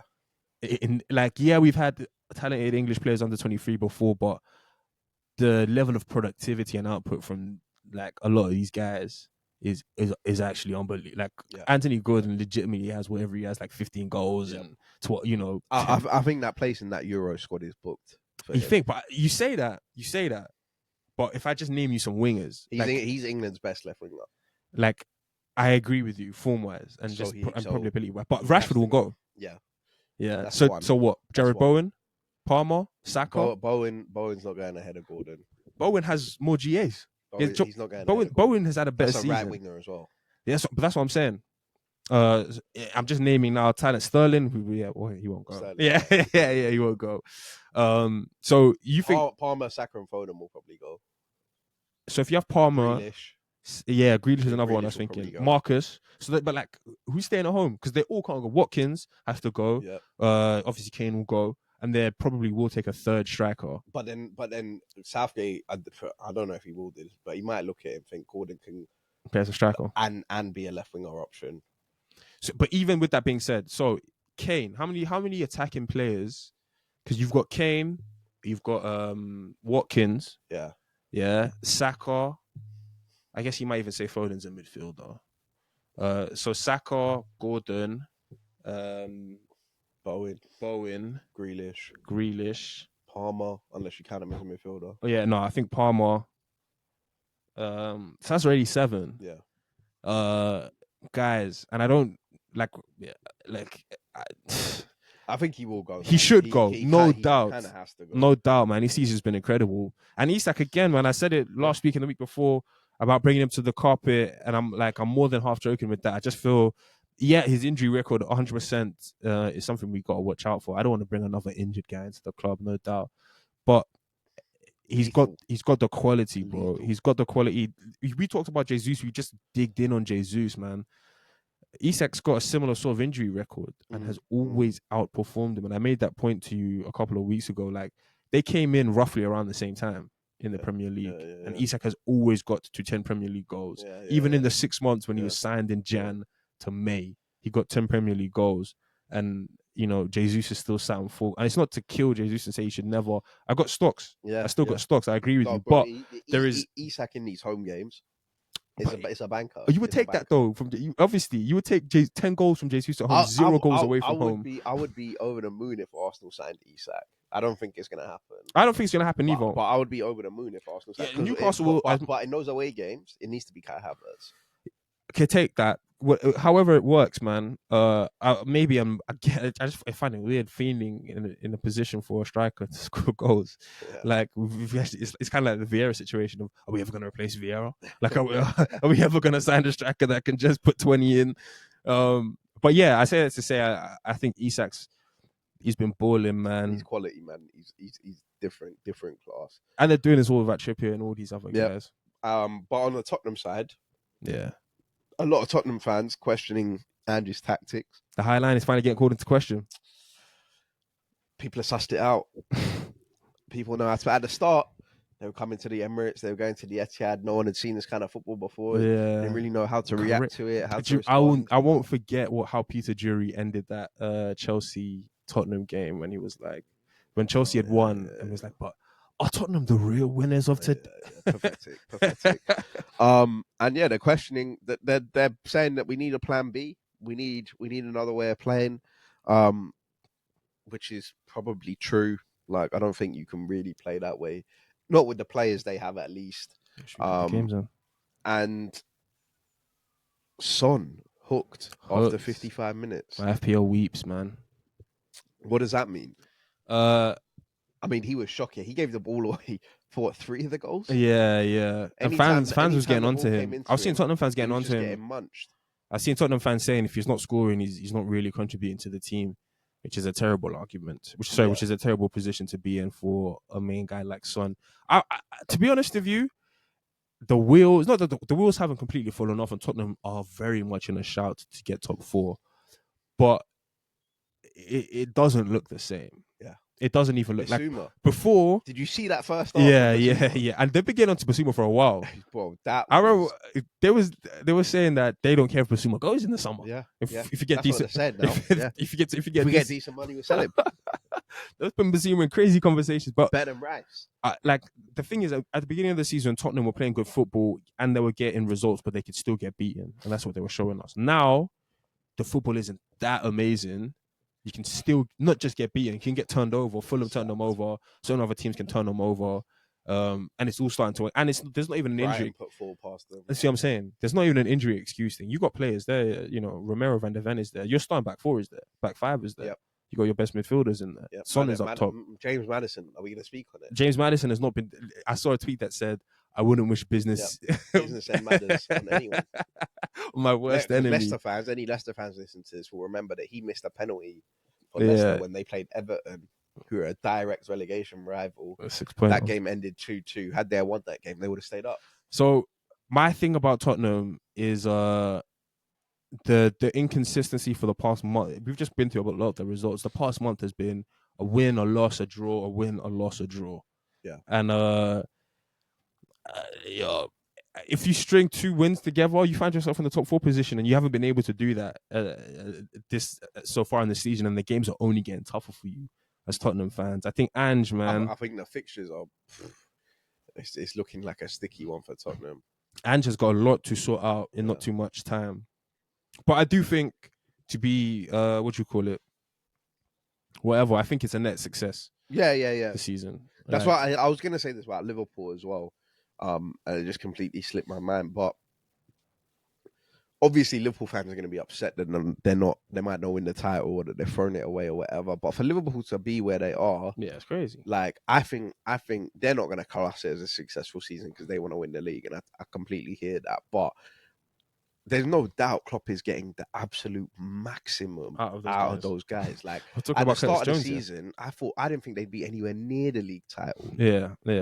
Even halfway through this season, we was all saying it has to end. Yeah. At some point, it has to end. And to be this close, like and a similar thing last year with Arsenal. Like the aim was Champions League. We ended up being in a title race. Like Tottenham fans would have taken Europa League at the start of the season. So if they end up with that, it is what. But I think after the start that they had and everything that's gone on, Tottenham fans are desperate to make that Champions League. And if they don't, but they are also saying that they'll be more competitive in the Europa League. Like they're not built for the Champions League. Yeah. Neither are Villa though. A fair point. Neither any team who makes 4th spot, I wouldn't say is built for the Champions League. Yeah. Even Newcastle. Like I also do think, as much as I gave Angelo credit, I do think that there is a sneaky chance he could finish below Newcastle. It's 10 points right now, and it would take an incredible bottle job. But as you've said, and Chelsea. As you've said, they need to play Arsenal, they need to play Liverpool, they need to play City. Because Chelsea win their game in hand. They need to play Chelsea. They're on the same amount of points as Newcastle. So I don't think Tottenham will lose all 4 games. Yeah. But Tottenham could lose all 4 games. And those are 12 points that if you're not picking up, even if you get 2 out of 12, 3 out of 12, they could catch you. They could legitimately catch you. And even Man United, who we'll move on to now, went down to Bournemouth. Daylight robbery, man. United. Daylight robbery. Don't know how they got given a pen. There was never a pen, and Bournemouth didn't get the pen right at the end. At the end, that they should have. But to be fair, it wasn't a pen. But the first goal, we were bigging up Willy Camboila. Big performance against Liverpool. Coming for your day. It was the weirdest week for defenders, I swear. But both Mickey van der Ven and Willy Camboila had their welcome to the Premier League moment. Hey, Camboila's one, and that is Prem heritage. Right? I don't know if you have that in La Liga, if you have that in Bundesliga. You got VVD as well. But when you come to this league, you will have a welcome to the Premier League moment. Yo, Solanke had him guaranteed, and the way twisted Camboila, and it's one of them where Camboila's like falling this way. He's trying to stay on his feet, and he just can't help himself. And face first into the grass, Solanke runs away. Cold finish into the bottom corner. Those are by far the worst. The one where the defender's trying his best to turn and stay on his feet. Because he knows he doesn't want to hit that there. And look aggressive, look like he's not... he just can't. He can't. Gravity's not with him. Onana should do better as well, but... It's a good finish, though. It's a good finish. But I think it's hilarious how those happen in back-to-back games, televised games in the UK. Yeah. Man, I mean, on Man United's style of play, it's another game where they were lucky to come away with a point. Yeah, like the worst team in the fixture. I mean, I guess you could give them some praise for fighting back twice, right, to get a point. But ultimately, like Bournemouth hit the crossbar, Onana was making save after save. Like it was just, there was no doubt that Bournemouth were a better team, they were a better coach team, and then Erik ten Hag, in the press conference after the game, the guy asks him, you're 7th now, or whatever it is. Still some tough games left to play. Man United's worst ever finish in Premier League history is 6th. Do you think you could be on course for Man United? And he just gets up and leaves. And Ten Hag, and that, to me... There's a man who's rattled. I sent it to you. I said, dead man walking. Yeah, a man who's rattled. That's a man who the pressure's got to him. I mean, the pressure of Man United has got to him. The table. Every time I look at, I watch the games, I see the highlights and all this kind of stuff. I'm like, oh yeah, I feel like this team is doing well. This team is, X, Y, and Z. The table at this stage of the season speaks so much volumes. about where, like, narrative wise, you think Man United are having a better season than Chelsea. The fact, as you called it a couple months ago, there's going to be a point in the season where Chelsea are 3 points off United and things are looking dicey. Yep. We're getting there. Yep. We're getting there. That's where we are. We're like Man United 3 points behind with a game in hand. Stuck on 50 points. Man United could genuinely finish 9th. That's what 10th, bro. I wouldn't say Brighton are out of it as well. So Brighton are only 6 points behind them.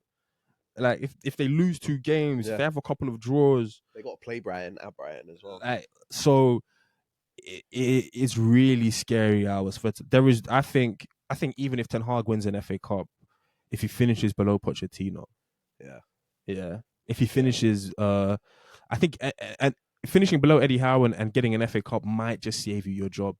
But specifically on Ten Hag walking out of that press conference, like.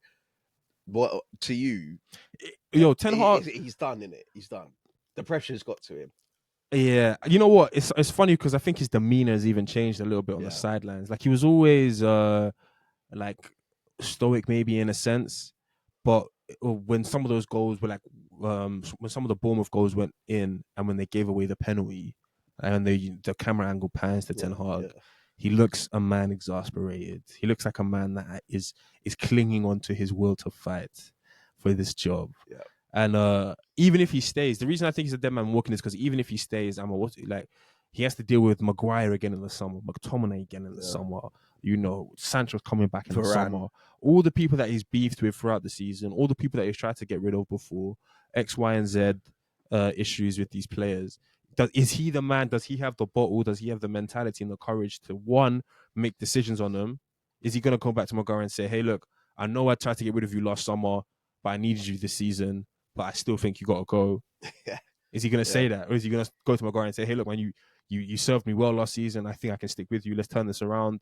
Is he going to say that to Varane? Is he going to say that to Casemiro? Amrabat? Well, Amrabat will go, but that's why I don't think he can or should make these decisions. It's too deep now. Exactly. I think he knows he's done. Yeah. I think that if Ineos haven't told him, it's trickled down somewhere that Ineos have decided. But why do you think they've left? I guess maybe it's less chaotic. Let him see about the season. To be fair, the decision may have been made, and they haven't gone public with it yet. Yeah, because Ineos are still looking for another candidate or whatever. Interviews. But we've seen ownership come in and they want their guy and whatever. And had Erik Ten Hag had a successful season, they wouldn't have rocked the boat because they know how much Man United fans were riding with Erik Ten Hag. But I said this last week, man. Man United fans are just using Ineos as a way to cover up the fact that they know Ten Hag's black. Yeah. They know Ten Hag needs to go. They know they're never going to be a serious football club under Erik Ten Hag. Ten Hag's press conference wasn't even the most damning thing. Solanke was coming out saying, I'm disappointed we didn't get 6 points. Like, this is a game we thought we could really attack. Yeah, where we always like to beat Man United. Bournemouth should never really be saying that about Man United, putting their chest out. How are those your ops? And I think the real killer for Ten Hag, and we've said it all season, is the style. Like, you can actually draw 2-2 a Bournemouth. They're a decent team. Yeah, but the banner of it's not performance. That performance has been replicated 31 times already this season. Yeah. It's not that is a one-off performance, and like that has been replicated 31. Like, Man United fans have turned. I still see Man United fans talk about their performance at the Emirates as the best performance of the season. It's great. It's been replicated so many times this season that it's more than a pattern. It's what they're being coached to do. Or there's a huge breakdown. There's the whole Garnacho thing afterwards. Garnacho liking tweets, and that's what I'm saying about Ten Hag. Like, does he have the ball to address this? Ten Hag kind of dug him out in the press conference because Ten Hag obviously hooked him at half time. Yeah. Garnacho was not worse than Rashford in that first half. And if I'm trusting one person to up their levels and kind of, let's keep going, it's Garnacho. Yeah. Look, we say they're on 50 points here. They should really be on 49 because we said it at the beginning, but that penalty is a farce. I can't believe. Robbery. Robbery. You know what? It annoys me as well. Obviously, we never really talk about refs, but it's the, I don't know, like, no other ref is called that this season.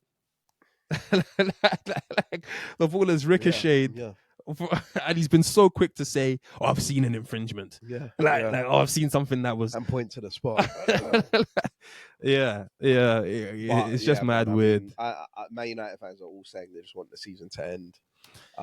And I really don't. don't understand. I was speaking to a Man United fan yesterday, and they've I guess it's what you do as a fan, but they've gone all in on the FA Cup. Yeah, that I'm literally about to say. Don't let Coventry beat. They were like, "Oh, we're gonna like." I was speaking to fans, and they're saying we're gonna slap up Coventry, and then when we see Man City in the final, I swear, don't, if Coventry don't. beat them, Yeah, don't make those your let that famous happen. last words. Don't let that happen. Don't make those your famous last words. But we'll move it on. Another team that is playing FA Cup semi-final on the weekend that probably had their best performance of the season. Yeah.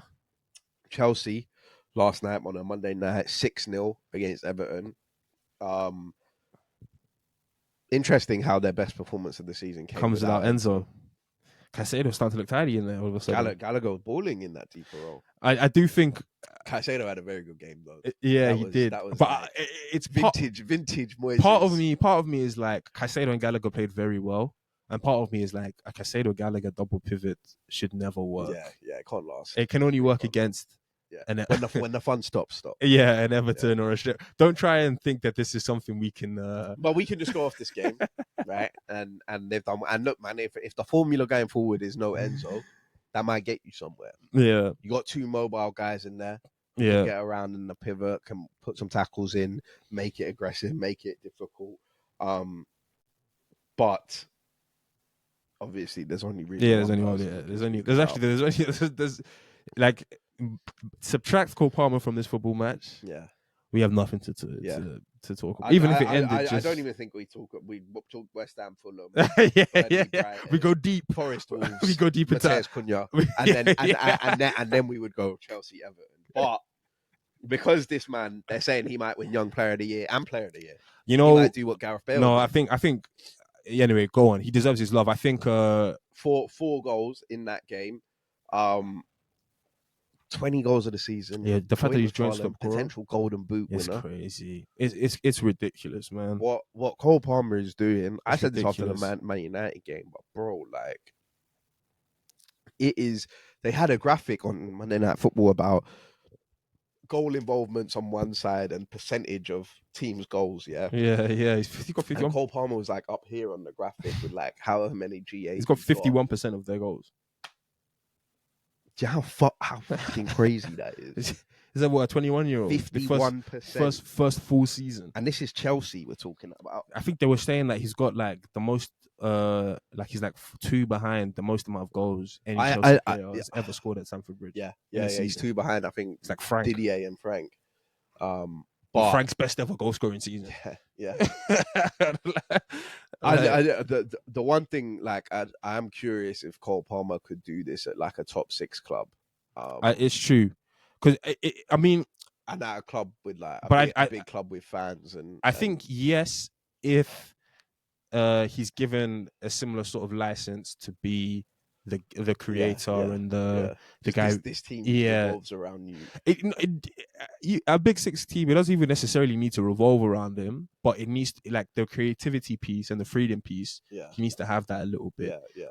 Because at Chelsea, like he can drift into pockets and take the ball and receive the ball anywhere, and Gusto's looking to give it to him. Everybody's looking to give it to him. Caicedo's looking, Gallagher. He was linking up with Jackson quite nicely yesterday. Like everybody knows.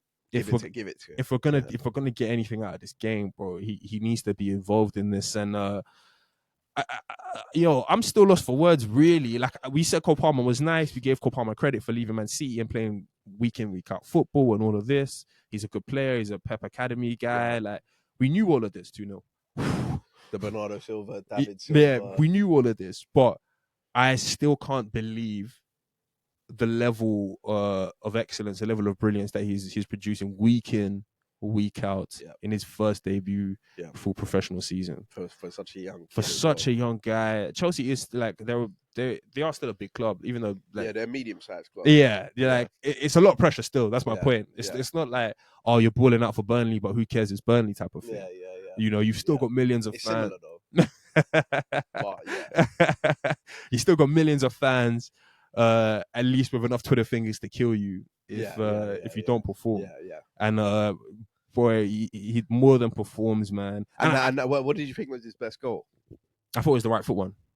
The lob over the Pickford, keeper, by the way. Yeah. Oh. I know you never miss an opportunity to kill Pickford. Yo, the funny situation England find themselves in. I was like, when I was watching the football yesterday with the guys, I was like, yo, so who should go and goal there for England?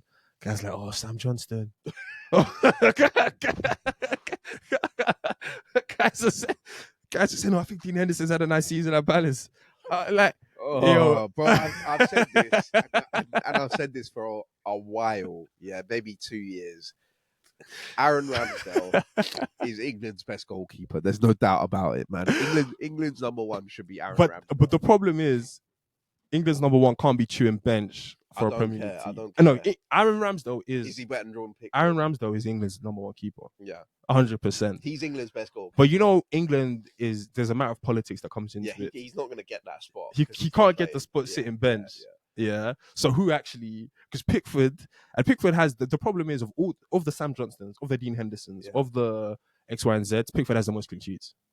Yeah. He probably puts in the most amount of performances. And I'm not a Pickford. You know, I love to hate him. Yeah. But England have such a quality team. What's funny and then you come to the that, GKs and you're like, yo, who? Yeah, I know. What's funny about that Cole Palmer goal is that the ball comes to Pickford and he takes his first touch and he's so obviously, and this is why goalkeepers who are left-footed, right, Edison being a bit of an exception, are sometimes a bit like... It's sus. Yeah, right? I know.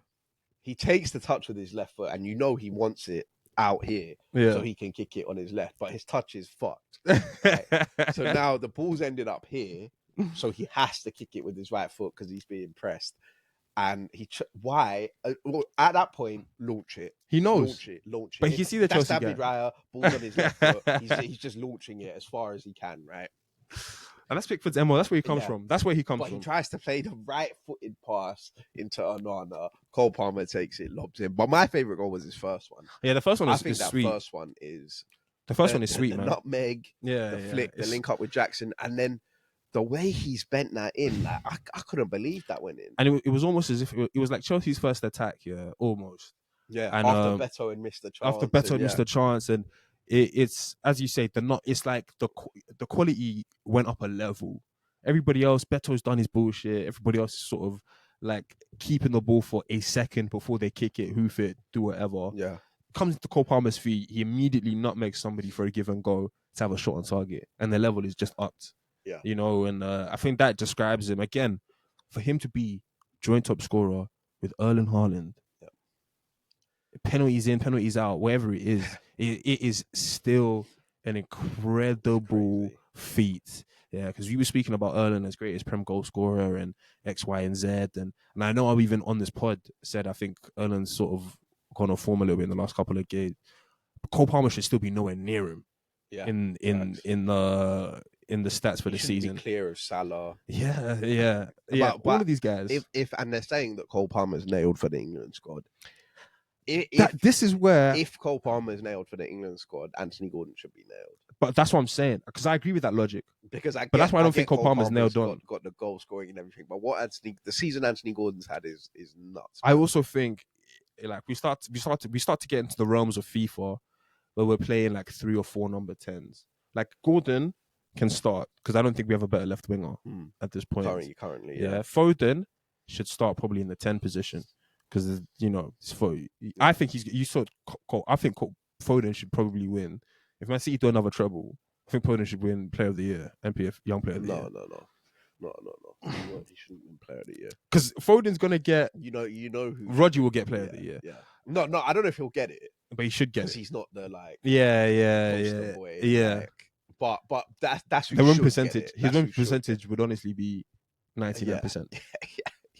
For every game he's played this season. He if they win it, he should get it. But I think it would be. But I do think though it is kind of between then Foden and Cole Palmer. Because the only bad thing about Cole Palmer is his team's going to finish potentially anywhere between 9th and 6th, and like rarely does PFA Young Player of the Year finish in those places. You normally the trophies dictate who picks up these individual accolades, and I think the Young Player of the Year he's got wrapped up.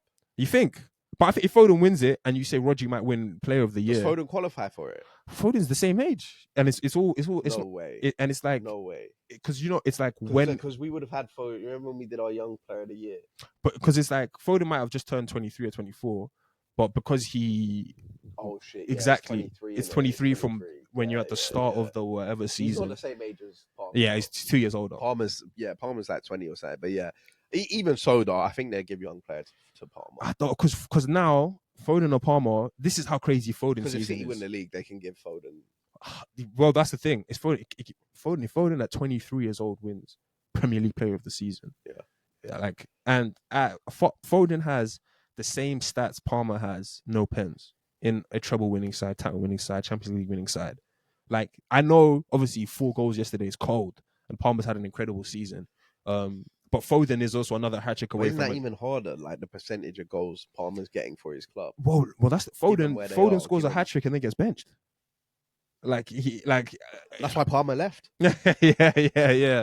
Because now he can score back-to-back. I can score back-to-back hat-tricks. He doesn't have to get benched. No, look, it's a good conversation to have anyway. Both their seasons are incredible. It's not to take away from either of them. Yeah. I think it's going to be very close, and I wouldn't care if Cole Palmer gets it. I wouldn't be upset. I think he's had a phenomenal season, but knowing how these things go, whoever wins the trophies, I think he can get, and there you go. He probably deserves Young Player of the Year. Probably, but it means Foden has to also win Player something. of the Year has to come from someone who wins the title. Yeah, has to.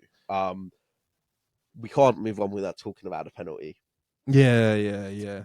Madueke and Nicholas Jackson, mainly duds already. Mainly Madueke. I thought that was pathetic. I actually think Madueke is bad because he's the initial child. It's so the way he's the initial child. The way him and Jackson run to Gusto to give me the ball first so I can hold it, and then Madueke is telling Jackson, "No, I want it. Like, what is this pro club?" Yeah. I think Jackson comes in even worse because Noni should never be doing this. First things first, never. We all know whose team it is. We all know who takes penalties, X, Y, and Z.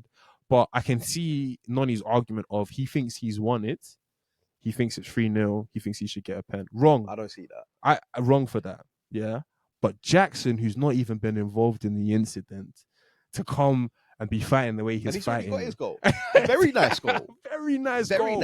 And an assist. Speak about that, but a very nice goal. And an assist for Jackson to come from the halfway line and demand to take the penalty, and then for Noni to give it up and say Gallagher stepped in now and said whatever, Cole Palmer. Yeah. For Jackson to run back and be like, oh, what? So you're going to give it up and you're going to give it to Cole Palmer? Again, bro, you weren't even involved in this incident. Yeah. But I think it was... It's just duddery from both. I think it's maybe one of the most cringe-worthy... Noni and Jackson. Yeah, I mean, it was probably one of the most cringe-worthy things I've ever seen. Yeah, I saw you message in the chat. So this is so cringe in a Premier League, like in a nothing game in a Premier League season, to have players like that fighting over who should make it 4-0 and 5-0 versus Everton at home. And as you said, like, I think Dele Alli, obviously, he made that great point about these guys not stepping up to take pressure penalties. But you know what? I said that. So I said to Arman, I was like, "Oh, Ali made a great point about that." Yeah. And then Arman was like, "No, man." They always do this. He sent me a video from the Man United game, and Madueke was trying to take that pen. Yeah. From Cole Palmer. For me, it's not even that. It's just like. But like Arsenal, like Havertz is taking a pen, Odegaard's taking pens, but that's more of a case of I don't even think they're going up to Saka and being like, "Can I take it?" I think Saka's getting up to them and saying, "Do you want this one?" And they only really take pens in games where Saka's already scored or has a penalty tucked away, like. And also, the difference is at Arsenal we don't have a clear and distinct penalty. Like I think we do now in Saka. But at the start of the season, when this was happening, and Saka had missed from Euros, and there was all that last season penalty he missed. Like we was going into the season saying who might be our best penalty taker. Versus Chelsea they know who the best penalty taker is. And Pochettino obviously came out, said that won't ever happen again. It was so under 15s. Yeah, it was. It was like so, especially the way Madueke's like telling you, "I won it." Yeah, cussing at each other. It was terrible. Shout out to Gilchrist as well, though. Yeah. Guys were telling me he's a centre back. I don't know what he is, man. He's just a passion merchant. Guys were saying he's come through the academy as a centre back. He's a running merchant. Like, yeah, he's just. You can tell he's He's proper Chelsea. Yeah, I was telling that. I was He's proper Chelsea down to the veins.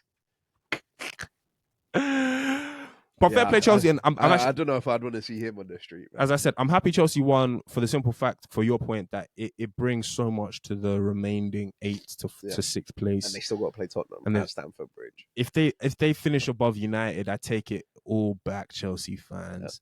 But to be fair, and you'll be apologizing to me for my I shouldn't be apologizing to you, because I've been all season saying Chelsea should not be this. I have no reason. You were saying, oh, it's the squad, oh, it's this, oh, it's that. I've been saying Chelsea players are not as bad as United players. I've been saying give Pochettino time. Okay, but you haven't. You was finally. You have, but you haven't. I said Pochettino. Give after the Carabao Cup, you was fair. I said that last week. Fair. But I also said if they were to sack him, I wouldn't sit here and say that's true. You did say that. Pochettino's not doing it. But me personally, just from a footballing standpoint, I think he deserves, because I think he's a good coach. I've always thought that Chelsea aren't that much worse than United. Yeah, and that there was no excuse for them to be 9 or 10 points, whatever it was at the time. But honestly, Chelsea, please. Just make it really interesting. Let's have those conversations. No one's ever really put the Poch and Ten Hag. Sorry, they've done that a lot this season, but it was almost put to bed. It felt like. It was like we're not grouped together. Yeah. Whatever. But I do also think we can't get too gassed. It's true. It's Chelsea. Everton's worst performance of the season. By far. Everton was shocking in that game. Chelsea won't play an easier game than that. Like, they played Chalobah and Thiago Silva as their centre back pairing, and Chalobah still had a couple suspect moments that just weren't punished. Obviously, we spoke about that Beto chance. Yeah. Tarkowski came out after the game and fronted up and was like, look, that's embarrassing. I just apologise to the fans and whatever. And look, if Everton want to get slapped, even if Everton want to lose to Forest on Sunday, go for it. Because when Liverpool come to town, don't do that. Goodison needs to be rise. Real men. Real men. It's time to stand up and be counted. And there's please no Ashley Young Coleman.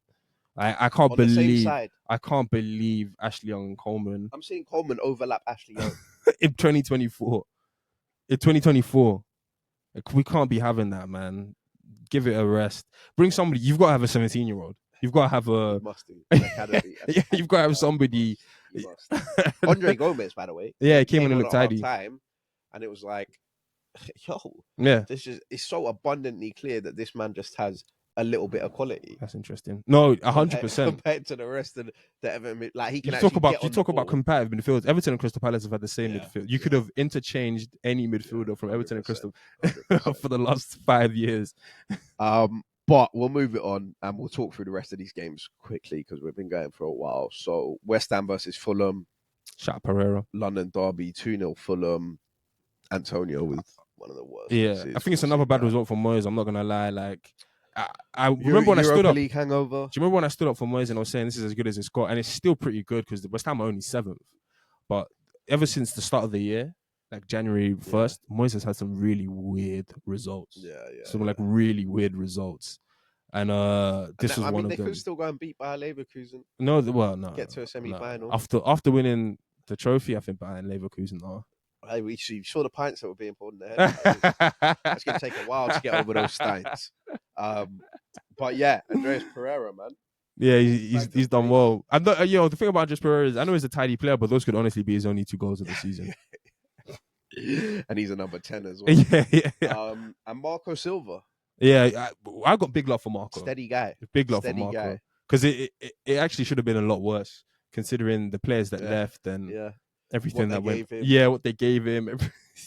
Before Muniz, he was. Yeah, and the Muniz stuff, Marco Silva's got to get credit for that. Yeah, 100%. He's player of the month. Vinicius was up there. We saw what Vinicius was doing for 6 months up there. They had Raul Jimenez. Yeah. Fair play, Marco Silva, for getting that team nowhere near relegation. Yeah. And Fulham are just like, you play Fulham, especially at Craven Cottage, you're like, this ain't gonna be easy. Yeah. and you also don't know why. Similarly to, and obviously Marco Silva's Portuguese, similarly to Sergio Conceição with Porto, Ruben Amorim at Sporting. But them man know how to set up a team, have them work hard, and just make it difficult. That is one thing that those managers know how to do. I don't know how he's done it. He's got Iwobi doing a full-fledged midfield 8 role. Anthony Robinson. Yeah, Another clean sheet. he's But yeah, shout out to Fulham. Burnley versus Brighton, man, Burnley. 1-1. Burnley lost the game. I'm sorry to say it. Burnley get the slice of luck they maybe deserve in that game with the Josh Brownhill goal. The Brighton keeper just kicks it straight into Brownhill. And then Burnley just go and throw it away. 5 minutes later. No, It was 5 minutes. They scored in the 74th minute. They gave it up. 79th minute, Muric lets one under his foot. And it just rolls in. And no, honestly, Burnley, I'm tired. I feel for company. I'm tired, man. I feel for, we got onto company like midway through the season. But at this point now, I feel for it. No, I'm so over the. I don't think I've seen a team throw it away. This many individual errors. Great goal. And like, because normally, like, you look at teams like the Derby team that was shit. And they were just shit. Yeah. Or Sheffield when they got relegated, or Watford, or whoever it is, yeah. Bro, these Burnley players just throw it away. Throw points away. And, you know, before, at the start of the season, it used to be because they were under a bit of pressure and teams was putting it on them and they was nervous. Now, at the end of the season, they're under no pressure. Yeah. You're passing it back to your keeper and he's just letting it go underneath him. Like, their concentration levels are shocking. It's criminal. But yeah, Brighton are struggling a bit recently. I think. But I think their injuries are really hurting them. I think the injuries are hurting them, and I also just think that I think away from home, Brighton, it's like you literally don't know you don't know what team is gonna turn up. Like they could be Brentford, they could be the Brighton of last year. Like it's so tough to tell. But Forest versus Wolves, good game. 2-2 was a good game. Murillo had a goal line clearance. Yeah. Gibbs White scoring headers. And Cunha brace. Yeah. The first goal picks up the ball in his own half. What did we say about Cunha? Yeah. Can drop past guys like nothing, man. Can drop past guys like his water. Shout out to Gibbs White though. I want to give him a lot of credit for Maatsen. The PSG game is sorry. Anyway, I want to give credit to who were we just talking about? Cunha. Yeah. No, Morgan Gibbs White. We were kind of calling him Baby Jesus, but I'll take that. He might be Jesus pre-knee injury. Yeah, facts. Like, well, actually, I don't think he's that good, but he's closer to it.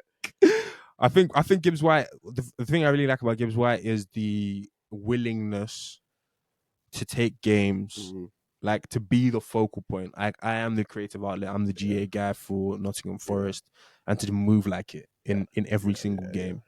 Yeah. Like he doesn't hide from the ball. Yeah. He always shows. Yeah. He's always trying to play the right pass. And I think that's just him. I think even if he was playing at a big six club, he would play that same way. I think he's just got that personality. He's half the reason guys like Chris Wood can find themselves in sort of 10 Premier League goals. Comfortably, you know, with a couple of games to go. It's because Gibbs White is really digging people out. Like he's really finding guys in spaces that they shouldn't be found. And he's leaving it on a plate for them.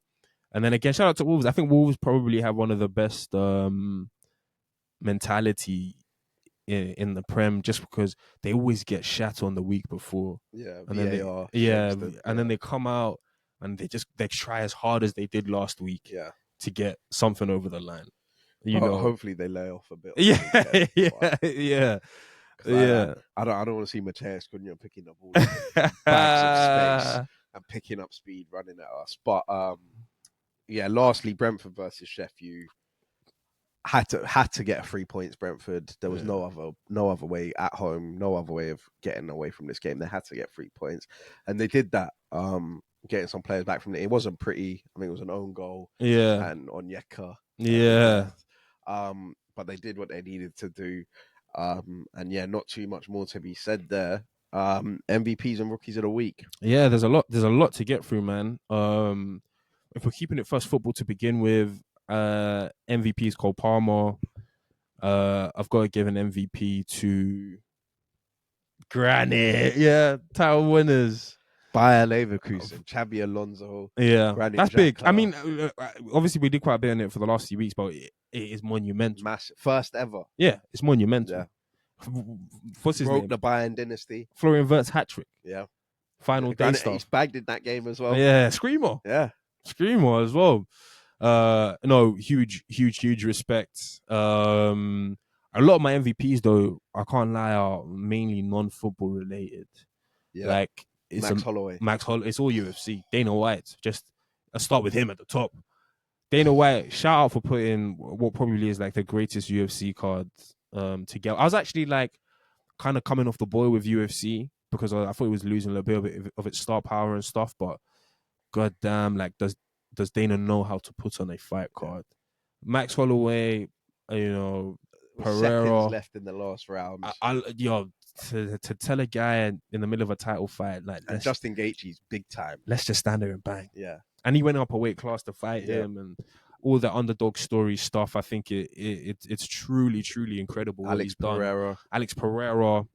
And hasn't Dana announced Conor fighting Michael Chandler, UFC 303? I think he said sometime in July or something. Yeah, he has. It's coming soon. Yeah, it's coming soon. So talk about that star power, man. It's coming. It was an incredible card, man. Honestly, it was an incredible card, and I think they deserve huge MVP shots for that. I have some others that I noted down. Did you give Madueke a rookie? I gave Madueke a rookie. I also gave Emery, I can't lie, a champ of the week. Yeah. 6 points off Arsenal. Same thing with Watkins. I feel like I'll always give Watkins a champ whenever he scores a risk because I can't believe it's still going on. I can't believe it's still going on. I was actually going to give Arsenal fans a rookie. Yeah, I was going to give Arsenal and Liverpool teams a rookie. Yeah. But I was going to give the Arsenal fans that were at the Emirates, not all of them, but the ones who left early. And I know sometimes you have to leave early. Things are going on. Yeah, whatever. To get home.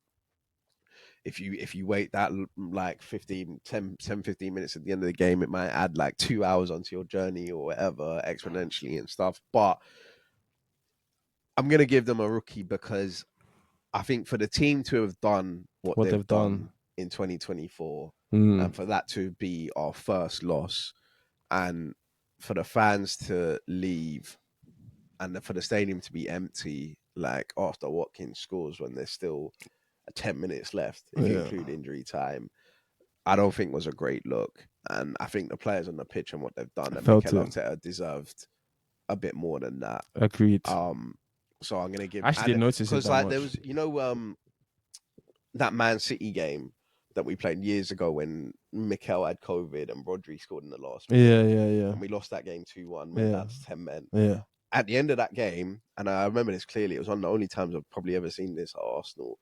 The whole stadium still was applauding. Was there at the end of the game, singing like "We love you, Arsenal," or singing, just chanting Arsenal. And Mikel's come out and spoken about that. The players have come out and spoken about that, about like the belief that gave them, and the fact that like they lost the game and the whole Emirates, 60,000 in the Emirates was chanting for them. Yeah. After they just lost, and I think that would have been a really. I know it's painful. Like I'm not really sitting there at the end of the game thinking, I want to chant for these guys. But I think that would have been nice for those players, given what they've done this season. Yeah, I agree with that. I think the loyalty needs to go both ways a little bit, and I think it's a little bit of not impatience from fans, but I think the second half performance caused a lot of that. Yeah. Because normally that doesn't really happen. Because especially when you think like the Arsenal can always score late. They always have that chance kind of thing, especially at the Emirates. But I agree. And I was going to say I was going to give it to Arsenal and Liverpool just as teams, just because, I don't know, to lose on the same weekend and give City the edge, it just feels like some duddery behavior or some rookie of the week behavior. Like, one of us losing, fine, for enough, but for both of us to lose and give it to the juggernaut Death Star team to come and scoop up their final 6 games, I thought, oh man. And then same day as well. Yeah. I said before, like Noni and Jackson, I don't know what it doesn't get more rookie. And I'm wearing this shirt for the viewers who are probably watching on YouTube or whatever. I'm wearing a Miami Heat jersey because the playoffs start today. And Miami, they got Philadelphia 76ers in the play-in game. And if they win... When's that tonight? Tonight. Okay. Philadelphia get bounced. Warriors are playing the Kings. Is that... Warriors play the Kings tomorrow, I think. Yeah, playing tomorrow. Lakers play Pelicans, I think it's technically tomorrow. Yeah. Like 1 a.m. Yeah. I think the only one watchable is probably like Philly Heat tips off supposedly at 12:30. You probably start one. That's on TNT? Yeah, I think they're all on TNT. Okay, yeah. But that might also be my MVP. Just shout out one thing I loved, because it was very painful to watch Arsenal this weekend, was it was so great that there was a good UFC card, and I, instead of watching all this bullshit about Arsenal, I could watch something else. And now I'm even happier that the NBA is back, because I feel like I'm in for some more ups and downs for the remaining of this title race. So I'm happy that I can also have NBA to sort of lean on, because it's real bad when Watkins dinks it over your keeper in the 80 whatever minutes.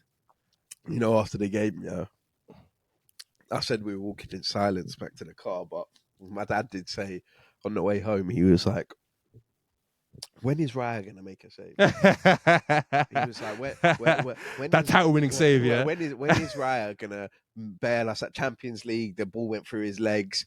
This one, he gets dinked. And then he goes, like, you know, Ramsdale used to like stand up tall or make a save, and used to like keep us in the game or win us the game or something. And I was there like, oh, man, after this loss, the last thing I want to do is the Ramsdale. Is the Ramsdale right? Yeah. Look, the games are coming thick and fast, guys. Like, you know how it is. Everything we're saying now, it's like a massive opportunity for Arsenal to put things right. As everything we're saying now is like a time capsule thing. Everybody's getting young is a time capsule thing, because 3 days, a week, as you say, a week from now, it could all look totally different. Like the same players we've cussed out, Jesus could score the goal. If we get through tomorrow, yeah, I take it all back, Jesus. If you score the goal tomorrow, it's posting the Champions League. I don't take it all back. Four league goals is crazy. All right, if you score the goal tomorrow and the 2 goals in the semis and the 3 goals in the finals to take us all the way, I take it all back. But at this point, I would just take a raise in performance level. Yeah, I'll take a goal. Yeah, that's and a nice one. Not. I don't need it to be a screamer, but I don't need it also to be like a charity pen or a nonny type of situation. Yeah. Like, show me some striking instincts. But yeah, hopefully Martin Odegaard leads the team to a Champions League semi-final. But we'll know that next week. Let you know. There are 2 games, so we potentially might do a midweek kind of pod next week, and see if we can, because if Everton win a Goodison, it gets real tasty. There might be stuff to talk about. It gets real tasty. But best believe if Arsenal lose, then we probably won't be doing that. but thank you guys for listening. If you are watching on YouTube, please subscribe. If you are listening on Spotify, follow us on there. We will be here till the end of the season. And yeah, thank you guys for listening, and peace.